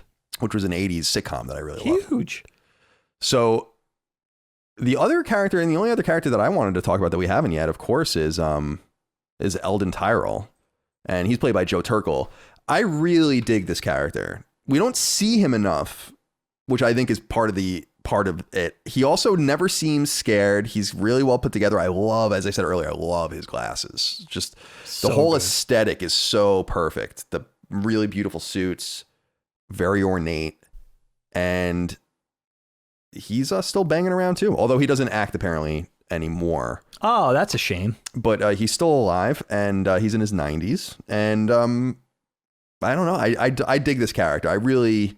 He's the guy I think more than anyone I want to know more about. Yeah, he's fascinating. I went into this movie. I'll admit something to you, Kyle. You'll laugh at this. I went into this movie of this time around watching it thinking that was the same actor that played Slugworth in Willy Wonka and the Chocolate Factory. They kind of look the same. Yeah, I can see that. And I can see that. They have that look. Definitely. That common look. Definitely. And I'm thinking, like, why does he look younger, knowing Willy Wonka was like from the early 70s, 72 or something? Why does he look even younger 10 years later, and then realizing, okay, it's this actor Joe Turkel, then realizing that he is the bartender in The Shining.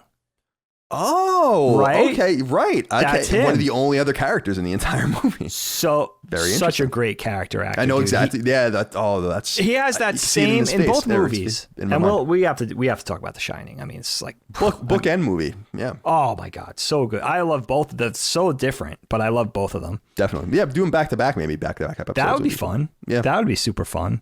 But he has that delicious creepiness to him. Just his look. I mean, without even saying a word or opening his mouth, he just has that look to him. Very common with the actor that played Slugworth. But I just love the character. He seems like a futuristic corporate linchpin type guy. That's just, and he seems unflappable. He doesn't seem like he questions anything that he's doing. He's committed to what it is, even up until the point he's getting his eyeball squeezed out by Roy. He's just, that's what he did. And again, that moral ambiguity, but he's just stands for what he's at the center of all this. He's the guy at the center of those giant pyramid-like towers in the middle of LA, futuristic LA. And he's the one who spearheaded all this. He's the guy at the center of all these things, which is really cool. You have the Tyrell Corp. There's always some sort of shadowy organization or corporation at the center of these things, right? Bubblegum Crisis has the Genom Corporation.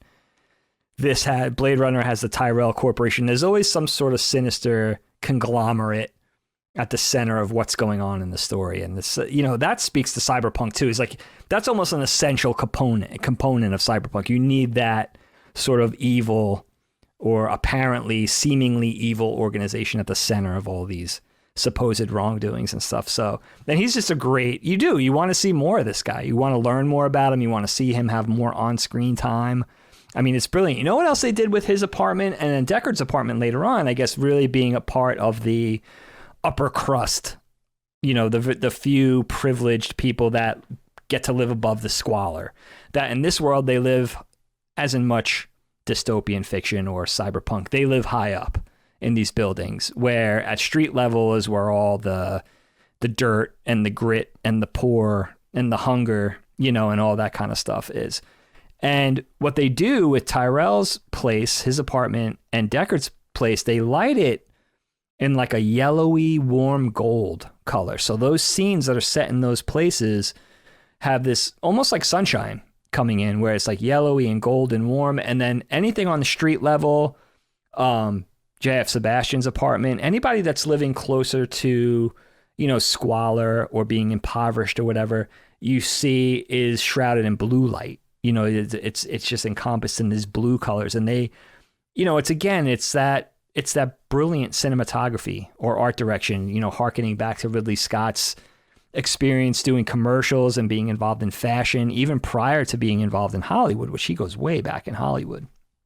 That was really interesting for me. And the Dr. Tyrell scene really spoke to that too. The other thing to note, Kyle, about, just the art direction, I think in general, that I forgot to say earlier, was they had to do, well, first of all, it's important to say, people will get mad at me for not saying this, very little digital to none, maybe almost close to none digital effects in this film. Everything is a practical effect. It's either a miniature or made on a larger scale like the spinners, like the cop cars, or filmed on a backlot in the Warner Brothers backlot, which is crazy, right? And we talked about earlier the idea of accumulation. Well, they had to build these buildings on the Warner Brothers backlot, which are like these old-timey City Hall and Main Street buildings, right? Things that could go back, that you could just kind of emboss and make look like they're of any era with a little doing. You know, with a little bit of work, you can make it look like it's the 90s, or you can make it look like it's the 50s. So these generic old-timey building structures that they had to build on top of. So that idea of accumulation, having to actually add that stuff to the Warner Brothers backlot, really worked in conjunction with what they had to do here too, and making it look claustrophobic. And again, that claustrophobia by, you know, really filming medium to close shots and keeping the camera tight, never really revealing the cards up their sleeve by going too wide, you know, never really, you know, unveiling or talking about the magic trick by going too wide and showing too much. You know, always leaving a lot to the imagination outside of the borders of the frame. And the Tyrell stuff too, like every scene is really peppered with that idea, you know, and I think that art direction for me, that art direction is really what, you know, speaks to what makes this film timeless in a way. And I wanted to ask you, now coming down off this film and just kind of putting aside its influence and kind of putting aside how impactful it was in terms of sci-fi and what it ushered in and inspired later, like, is this base level, is this a good movie? Yeah, I think it's an excellent movie. I think it's a totally excellent movie. Riveting. I think maybe a little too long, but I think probably the right length, because again, we've talked about this. If I want like a deep story, yeah, I want 10 or 20 episodes. If you're going to give me a movie, then give me 90 minutes to 100 minutes, unless you really need to show me more. Otherwise, I want to see the whole kit and caboodle. So I feel like under those confines, considering it was made in the 80s as well, in the early 80s, I think it's great. I think it starts stronger than it ends. I also think maybe me as a viewer gets a little bogged down with the philosophy in the movie. One thing I wanted to point out, because I'm so glad he brought up the practical effects. I think that's why the movie holds up so well. I was saying that when I was watching it. I'm like, this movie looks great. Yeah, it really does. It looks way better than I remember it looking, to be honest. And, but I wanted to ask you about kind of the cinematography a little bit. The movie almost gives me a little bit of vertigo. When you watch it, it's like they're constantly giving you like they're not really giving you clean, comfortable views of almost anything. It's like a lot of very challenging, dark, moving, jagged sort of shots. It's very weird. It adds to the darkness and to the uncertainty of the environment. You almost never even get a really good look at anything. The only time we see the boundaries of reality, we see that Japanese woman over and over again on the advertisements, and we also see Coca-Cola ads and Atari ads and the TDK ads, which is kind of cool. Yeah, it's like very funny, but kind of cool, especially in '82. I mean, that was the height of Atari, so yeah, so it made a lot of sense for a moment. But I dug in some sense this challenge, because it must have been challenging to shoot like this. You don't have to shoot over and over again. They're getting constant, beautiful or challenging artistic shots. Very Ridley Scott like, but what did you make of that? Because I feel like that's what I'm interested to see what the sequel is like. Is it shot the same way? Because I don't usually notice stuff like that, and I notice it very much in this film. Yeah, it is noticeable. I think, you know, one of the ideas, well, I mean, in terms of atmosphere, you know, creating that atmosphere, creating that sort of dark, dystopian, unsavory, you know, maybe just playing up the fact that, you know, this is a world of hardship. This is not, you know, despite, again, very cyberpunk, and despite that, you know, all of these high tech innovations, that people are living at street level and dealing with these environmental catastrophes and the constant rain and lack of sunlight and all that kind of stuff. I think that was a big part of it. There was also an idea of lighting the movie as naturally as possible. In other words, letting the environment light the film.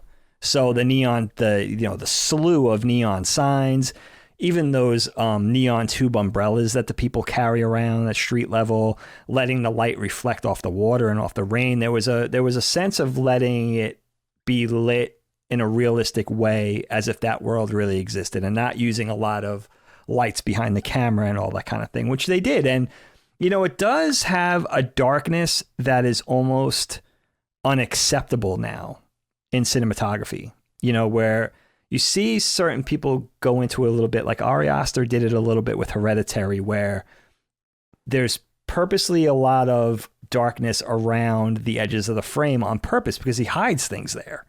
You know what I mean? So ushering back in an idea of not everything has to be super crisp and clean all the time, but maybe up until 5 years ago, this was sort of an unacceptable practice, especially in Hollywood, especially with big budget features where you couldn't have that darkness. But really what Ridley Scott was intentioning was the fact of like, this is the way this world looks.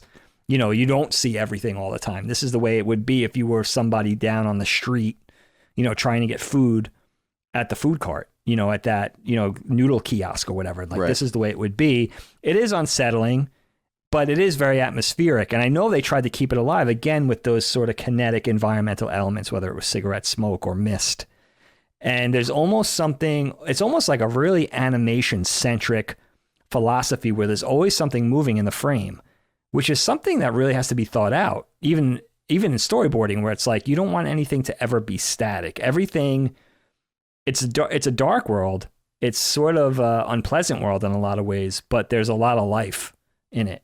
Things are always alive. Things are always moving. Things are always in motion. And I think that was really an interesting thing. I also think it's a little bit vertigo inducing because the frame is often, like I said, it's often medium shot or close up.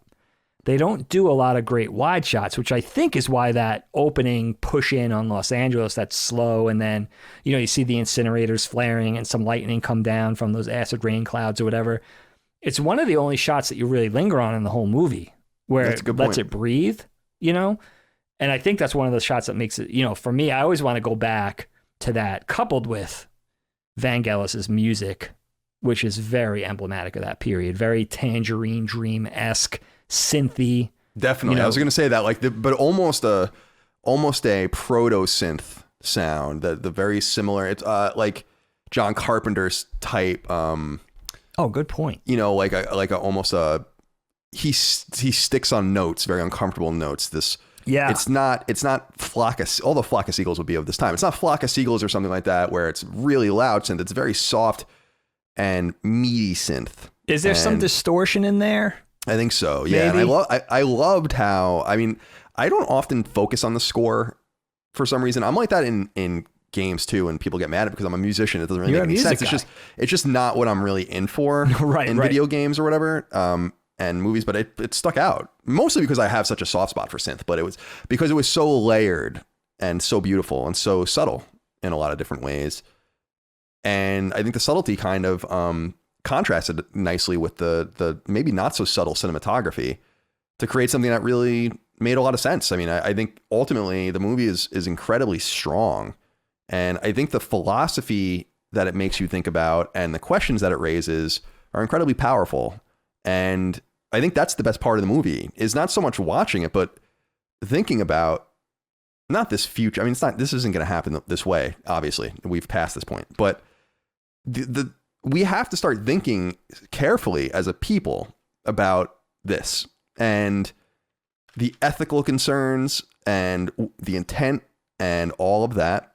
And I think this, above and beyond the philosophy and kind of the oblivion nature of Ashes to Ashes and lost memory and all of that, because that is its own thing and it's incredibly powerful. And I want to talk about that, and we already have, but just this idea of thinking about, making the audience think about, especially in the early 80s when it was unthinkable. It's not so unthinkable now about like, well, what do you want these things for? Because they're coming. So what are you going to do with them? Who are they? Human? Do they have rights? If you're born with rights, like the founder said, like our rights are inalienable. They're not given to us by the government. They're affirmed by the government. Do they also have those rights? Do they have the right to liberty, or are they going to be enslaved to do what we want them to do? And then it brings up the question, like you asked, it's like, well, why even make them look human? Why not just make them look like droids? Why not make them look like robots? That to me is the biggest solution to this inevitable quandary we're going to face, which is like, make the robots for the assembly line, but make them robots. Like, why do they have to look like us? That's when things are going to start getting weird. And that's, so did the movie challenge you to think about any of that stuff? Absolutely, dude. It raises a lot of questions. It seems like on the surface, you say, oh, this is a cyberpunk movie. It's an emblematic movie, very influential visually. You know, you have, I mean, just the tech, just what like Sid Mead was hired to do on this movie, like design cars and design the police cars and the buses and the kiosks and stuff like that. Like the way those visuals carried over to manga and anime specifically, like without this movie, it would have went off in a completely different direction. So as impactful as it was in that regard, I think it's just as impactful as like the questions it raises. Another thing too is an interesting thing, maybe an oversight in this movie or just something that was too complex to explore, is these replicants are created. They're not created for physical growth. So they're not created as babies or infants and then grow up like humans. So you have that sort of crater or pocket that's like almost like an oversight too. It's like, if you don't have that component, I guess you could kind of put it into memory.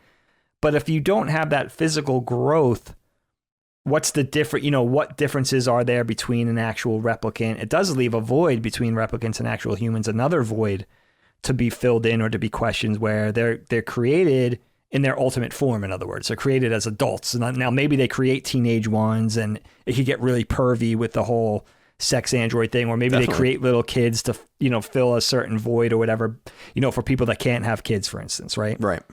But then do they expire in 40, so what? It just leaves every answer. It's like one of those things where it's like every answer you get leaves two more questions. And it's fascinating. And it is applicable to it really is. Who would have thought it would be this timeless of a notion? It's also interesting that Ridley Scott has gone on record as saying, like, this is really interesting to me, actually. Like let's say he started conceptualizing this. Now the book is older, from the 60s, but let's say he started to think about this as a movie in the late 70s. He actually thought setting it 40 years in the future would be enough time to, sort of speak to something that felt realistic. Not realizing like that's only 40 years from now. You're still going to be alive, dude, which he's still making films. Mm-hmm. So to think 40 years, like as a writer or as a creator, I would certainly think that would not be enough time, set this into the future. Well, it's always definitely. I mean, it's funny because it always speaks to that that expectation that things are going to excel. This whole, I think it's Baker's law or whatever, the exponential increase in computing power and all of that. And if you talk to people that worked on Apollo in the 60s when they went to the moon, they assumed we would go to Mars in the 70s. We still haven't set foot on Mars. Is that amazing? So there were these weird expectations, and I think that maybe we kind of dig a lot or bury a lot of our own hopes into these pieces of fiction about what we want to see or the future we want to see. What's funny now is that if you wrote this again, if for some reason this could be undone and it was written now and took place therefore 40 years from now, I think that actually, maybe not the representation of Los Angeles, but we're going to have humanoid android possibilities in 40 years from now. We already have robots now that are nuts. I mean, you can see them on the internet every day. They're crazy. And it creates I'm the guy that knows that it's a bad idea to fuck with this stuff. Yet I would do it to the very end just to see what happens. Sheer curiosity. Yeah. I mean, yeah. I think you don't want to listen to me, and no one's going to listen to me when we have some sort of pact on this international pact, because we have to have an international pact on this stuff soon. Oh, and yeah. People have been trying to get it for many years. I mean, people have been talking about this for many years, similar to nuclear weapons and stuff. Like, there needs to be some sort of body that governs this, and the rules about the bioethical rules, especially about what we do with these machines. And I couldn't help but be curious if the exact maximum amount you could do. I mean, I think that's going to be inevitable, but I want to confront these questions. We can do it in the future too. Just confront these questions of like, well, what's going to be okay with each individual, everyone listening to this, right? And us as a person, like, where do we see this going? Yeah. And to what end and why? And who's doing it and to what end, and to what motivation? And this movie is quite deep. And the deepest part, as we said earlier, is not even all of that, but just the idea of, again, you said it perfectly, oblivion, nothing. And I couldn't help but linger on that after I watched the movie. Just, again, the things no one knows. You've seen and done things no one knows. I'm not saying you killed someone or did anything bad, but you know, like, you have these things that you've kept to yourself. Sure. You saw things happen. Like, I often think about, like, when, and we've talked about this on the show, like, yeah, you ever think about you had like a conversation or an interaction with someone, you remember it really well. Do they remember it at all? If they don't remember it at all, which makes sense, then you're the only arbiter of that ever happening. If you never told anyone, then that event is gone. Never happened, basically. It will die with you. It's as if it never happened. Right. And I'm fascinated by that. It's an incredible, that's why this show's so interesting. I mean, we've said this in the past, that unless there's like an EMP explosion or whatever, these will live in perpetuity, maybe even after we're gone. And we have our memories here, or at least some of our memories and our thoughts, so that they live on. But most people don't have this sort of opportunity. And so the things they think, the people they've talked to, things they've known, events they saw, like the interpretation of, just imagine if you were like in 63 in Dallas and you saw JFK get shot, right? Like you know that happened. You saw it though from your own perspective. And once you're dead, whatever you think you saw with your two eyes, it's gone. Your unique perspective is gone. I don't know how to deal with that. I don't even know how to begin to talk about it. You know, I think it's almost impossible notion for us to center, for us to navigate as people. I really do. It's crazy. And think about this. Think about how much that's existed with every individual on Earth in perpetuity, going all the way back to the earliest men. How many secrets have died with people? How many thoughts? How many ideas? Just think about it in terms of ideas. Right. Just in terms of art, writing, filmmaking, drawing, painting, architecture. I mean, think about that. That's even any little pocket. Just take it out and put it in its own separate box. Each thing, you know, it's like, holy shit! Like, it is an amazing thing to even try to imagine. It's just too crazy. You gave me another idea that I never thought of too, Kyle. What do you think the chances are of it becoming this whole thing, creating androids or creating artificial people that are lifelike in every way? What do you think are the possibilities of that becoming a very space race-esque thing between countries, where it becomes a competition, right? It could be.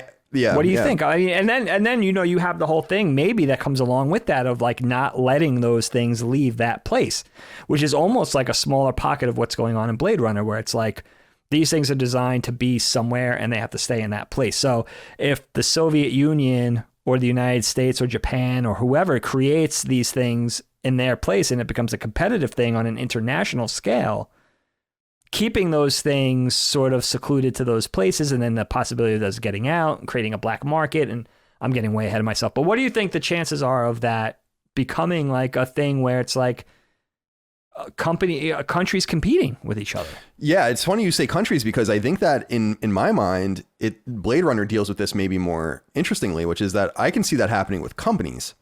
And we're almost reaching that point. I actually think Elon Musk said recently, in so many words, to the American government, like, you have no sovereignty over Mars at all. And when we go there, we're going to do whatever we want, you know? And we're already starting to begin. We're in other words, we can't imagine in our own confines, let's say, since mercantilism and all of that, and John Smith into capitalism, like, we can never imagine companies having more power than the most powerful government. Right. Now we're in a situation where companies certainly have more power than, like, American companies together, like 5, 6, 7 of them have more power than the government.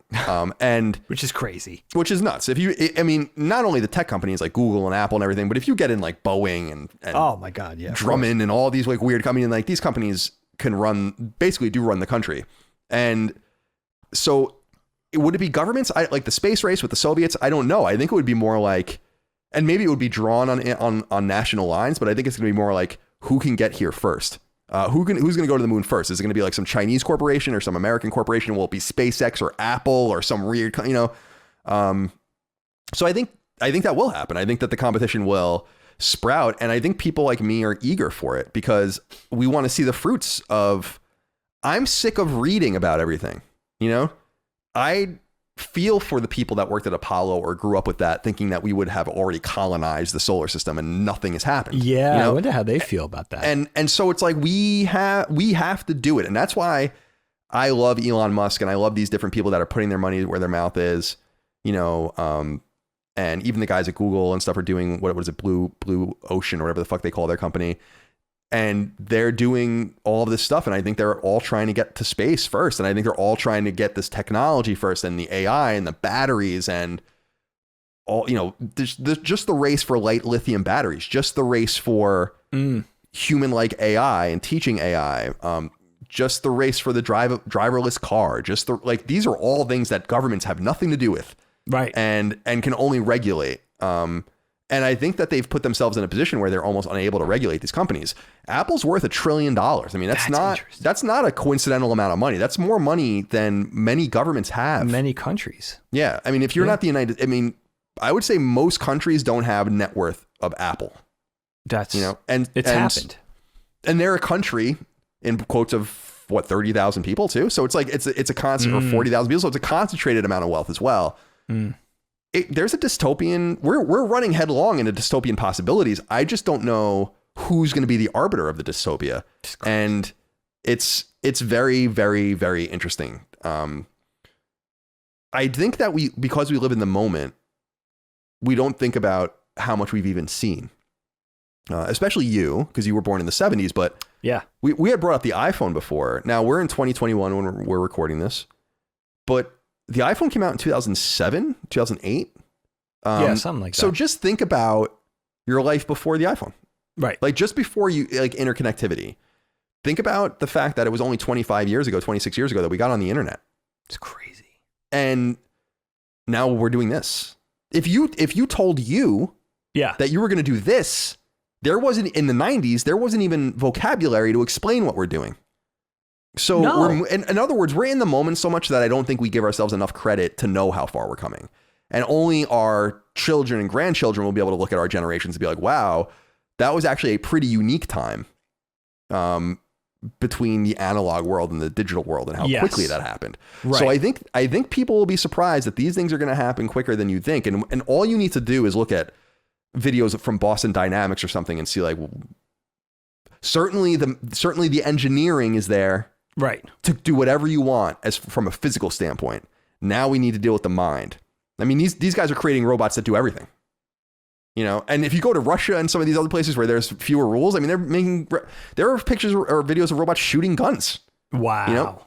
And it's like crazy. It's staggering to think that's happening. I mean, a Sniper Joe or something like that. You know, it's like, holy moly. It's crazy. So I think, Dagan, we're going to be dealing with many questions, and it's going to be this confluence of corporate power, governmental power, and hopefully some rise in libertarianism that, in my mind, that will allow us to meet in the middle, right? Capitalism only came out of mercantilism. Right. And capitalism is this, especially free market capitalism, is this idea that everyone kind of benefits from a single market. But to get to that point, people had to do mercantilism first, which was actually a hyper focus on your own market. And so as these things build on top of each other, we're going to have some sort of system that we can't even imagine, I don't think, you know? I mean, that's my mind. I mean, I don't know. I'm not Ray Kurzweil, but that's... No, but you can certainly read about it. You probably do think about it more than the average bear. That's number one. And number two, I think, really from a very simple, standpoint or outlook, I think evolution is very rapid. I think we do forget that. Who thought? I mean, let's take me back. Let's take a 1982 Dagan. I'm 9 years old. I won't be 10 until the very end of that year. Who would have thought, if you told me you're going to be carrying around a miniature supercomputer in your pocket in just when you're 46, 47 years old, or, even earlier in your late 30s, you're going to be doing that. I'd be like, what? Like, what are you, that's crazy talk. That sounds like, what is it, Star Wars? But, that is true. I think that we do take that for granted, technological evolution, especially. It's going at such an enormous clip. I think really my biggest barometer, I think, is, and it gives us a leg up, I think, as parents, is being a parent and having kids and seeing it through their perspective. So it gives me a miniature sort of pocket of time to say, okay, my first kid was born in 2007. Look how far she's 13 now. Look how far it's come in that in that length of time, Certainly. in that span of time. What what was technology looking like the day she came home from the hospital to now?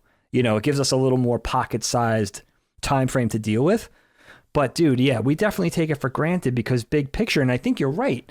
I think we have to be at a certain distance to develop that hindsight to look back. Like you're saying, really won't be palpable or definable this period until our our kids or their kids look back on it, because it's just coming off at such an enormous clip. And it's also, like you're saying, everything going on in different parts of the world and in different areas of technology. I mean, just look at the COVID vaccination alone. That's a competition between corporations too. Who is it now with the single shot? Is it Johnson & Johnson? It's Johnson & Johnson, yeah. Right. So, and that's popped off. COVID's only a year old, where it's been this struggle or a battle to get this vaccine out and stuff like that. And we have these 3 different pharmaceutical conglomerates that have this thing already, and who knows what else is in the offing. 3 American companies. There's a 4th one, AstraZeneca, I think, right? Did one with Oxford, I think, so that's a British one. But yeah, and you're exactly right. I mean, it's funny because the government could not have possibly dealt with coronavirus the same way that the market did.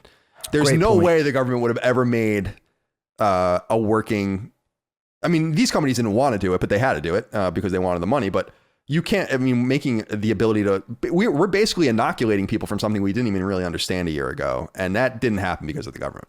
That happened because private companies want the money. And I bought Pfizer stock when this was all going down because I'm like, fuck, man. Like when I found out they were like close, I'm like, I'm buying Pfizer stock.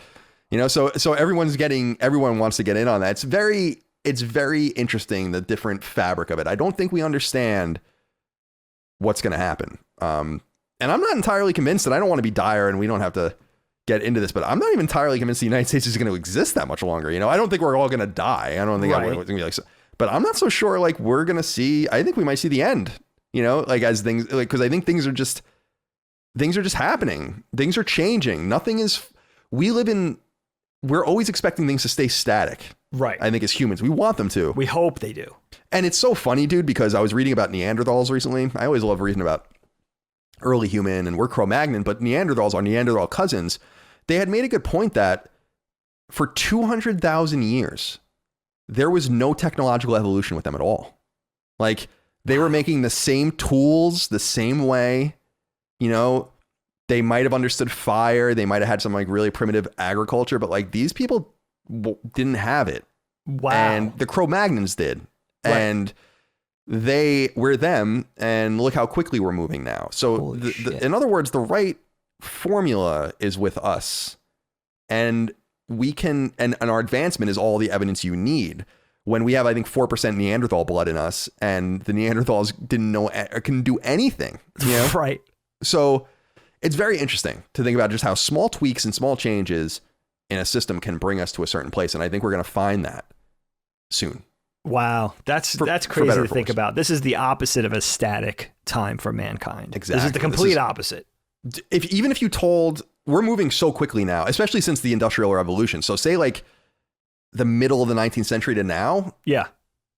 It's almost as if human history only existed during that time because everything else is almost so old and so static and so quaint. I remember we went into the Dark Ages after the Roman Empire fell and actually regressed for like 700 or 800 years, like the Romans were like building roads and had aqueducts and like huge libraries and all this knowledge. And then they went away. The Germanic hordes took them over, and then it just all went away. It's so crazy to think about. It's the same thing with the Black Death. Like when the Black Death ravaged Europe in the 15th century, the population of Europe didn't get back to where it was until the late 19th century. So it was that long. Yeah. That's where they think so crazy. Maybe 60 or 70% of the continent died. Can't even wrap my head around that. And so just think about the last 120 years. Steam engine, crazy. Electricity. So crazy, dude. And then suddenly space travel, nuclear weapons, and it's like, I don't know. It's incredible. And I think that Blade Runner just touches on just a little piece of what we're going to have to deal with, which is AI. And it's important, And absolutely. I told you about the website, right? There's a website called I think it's called The Thinking Machine or something. I have to look it up. Yeah. Where they're trying to crowdsource answers that AI can't answer to see how humans would answer them. And a lot of it has to do with driverless cars. Okay. So and they're fucked up questions. Like there's an old man crossing the street and there are two children crossing the street. The car can either crash into the side barrier, killing the person inside the car. Okay. It can kill the kids. It can kill the man. Those are the only three options. What is the right option? And then they crowdsource that stuff to see, because they have to teach the machines how to be human. Right. And and a lot of people think like immediately it's like, oh, well, you want to kill the person in the car. And it's like, no, that's the only answer you don't want to take, because then no one will use driverless cars if they think that the car is going to make the decision to kill it. If something happens, you have to kill the old people or the kids. Right. It's going to happen. That's a great point. Yeah. So like if the decision happens, what does the machine do?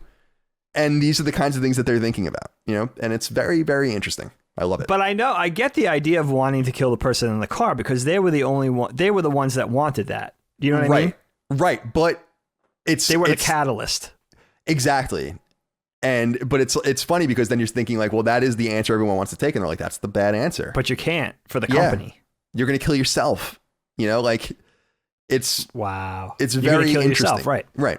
Oh my God. It's so crazy. Yeah. I mean, it just gets into, that's why I draw cartoons for a living. It's like, I can't navigate these things. It's just, I play video games, so it's not any different. I just like to read about it. But it's fun. You do read about it, so I tip my cap. And it's really, it's crazy to think about. This movie is food for thought beyond the aesthetics, which everybody talks about how beautiful the movie is and how well it holds up, which it does. It's gorgeous. I mean, a movie with almost no digital effects. I mean, there might be a little digital compositing, but even the compositing, I think, is analog in this. Very multi-layered, very intricate. But I think the visuals are always going to hold up. That opening shot, that opening push in on Los Angeles is just, it tells you everything you need to know almost. It's going to go down in history as like, so if it's timeless now, if we can measure it with our barometer and still say that looks amazing, and we could put that up there with any digital effects that have been created since, that's amazing. But also to know that this movie, has provided a lot of fodder for discussion, just in terms of ethics, in terms of robotics, technology, evolution, where we're going as people. It's really neat, because a lot of people are just like, this movie sucks. The pacing's terrible. It's confusing. And I don't get that. No, I don't really get that with the movie. What's incredible is that Ridley Scott, being such a purveyor of sci-fi, being an early, in sci-fi cinema, certainly, being so instrumental in providing what's come next with Alien, which we did. Go watch the Alien episode, guys, or go listen to the Alien episode.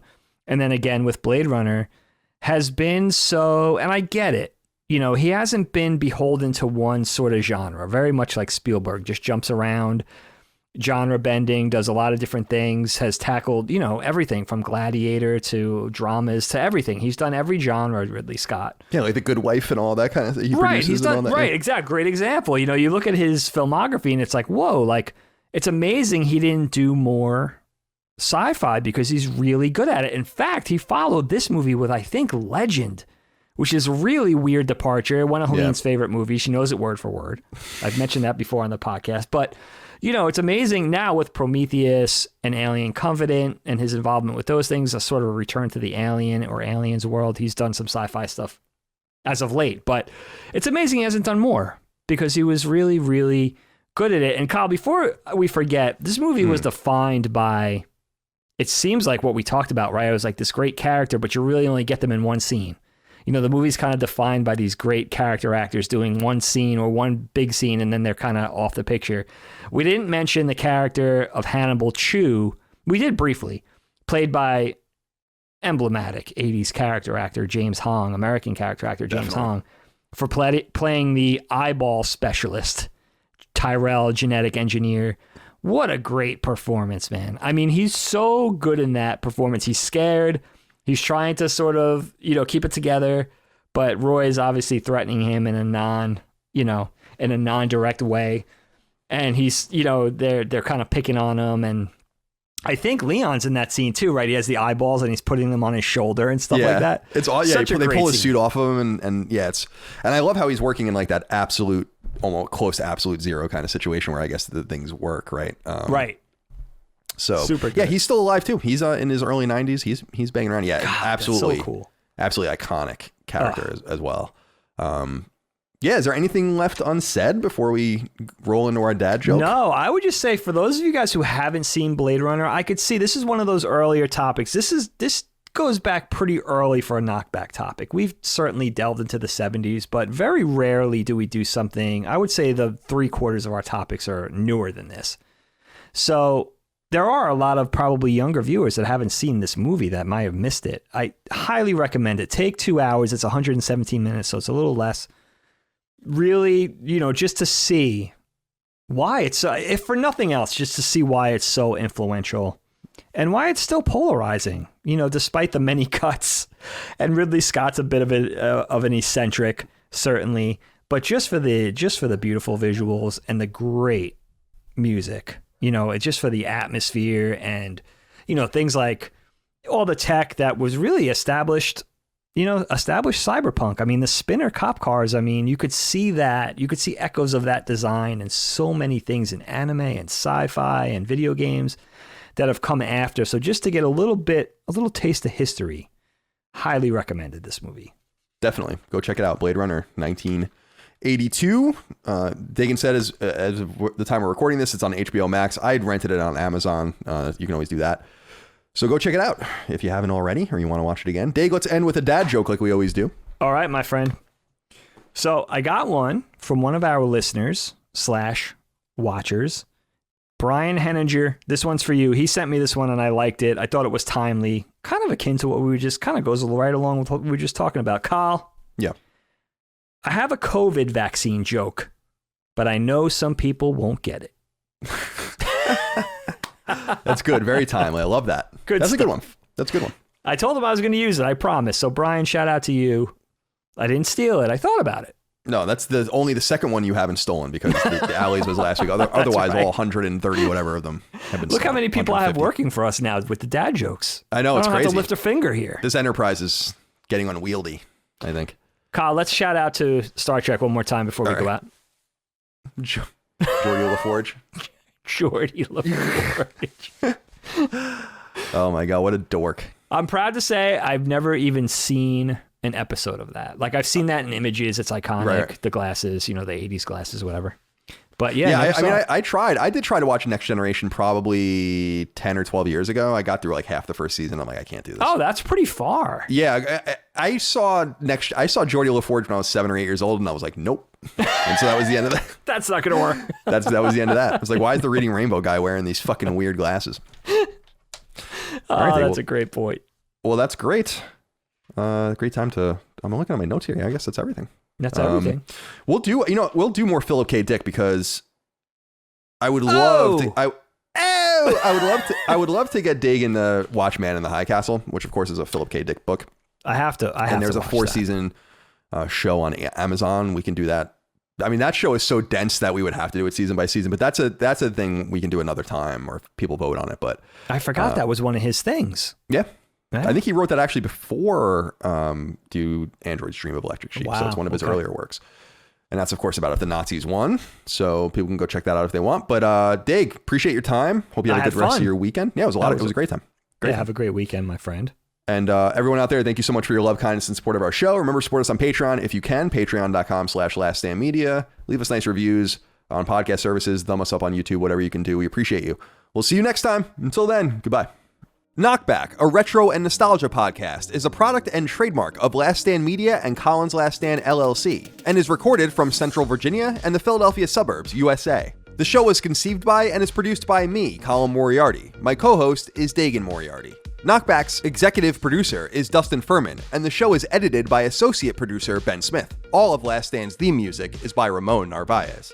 As you know, all of Last Stand Media's shows, including KnockBack, are fan-funded on Patreon at patreon.com/laststandmedia. The following names are at the producer support level or higher on Patreon, and we're grateful for your kindness and generosity.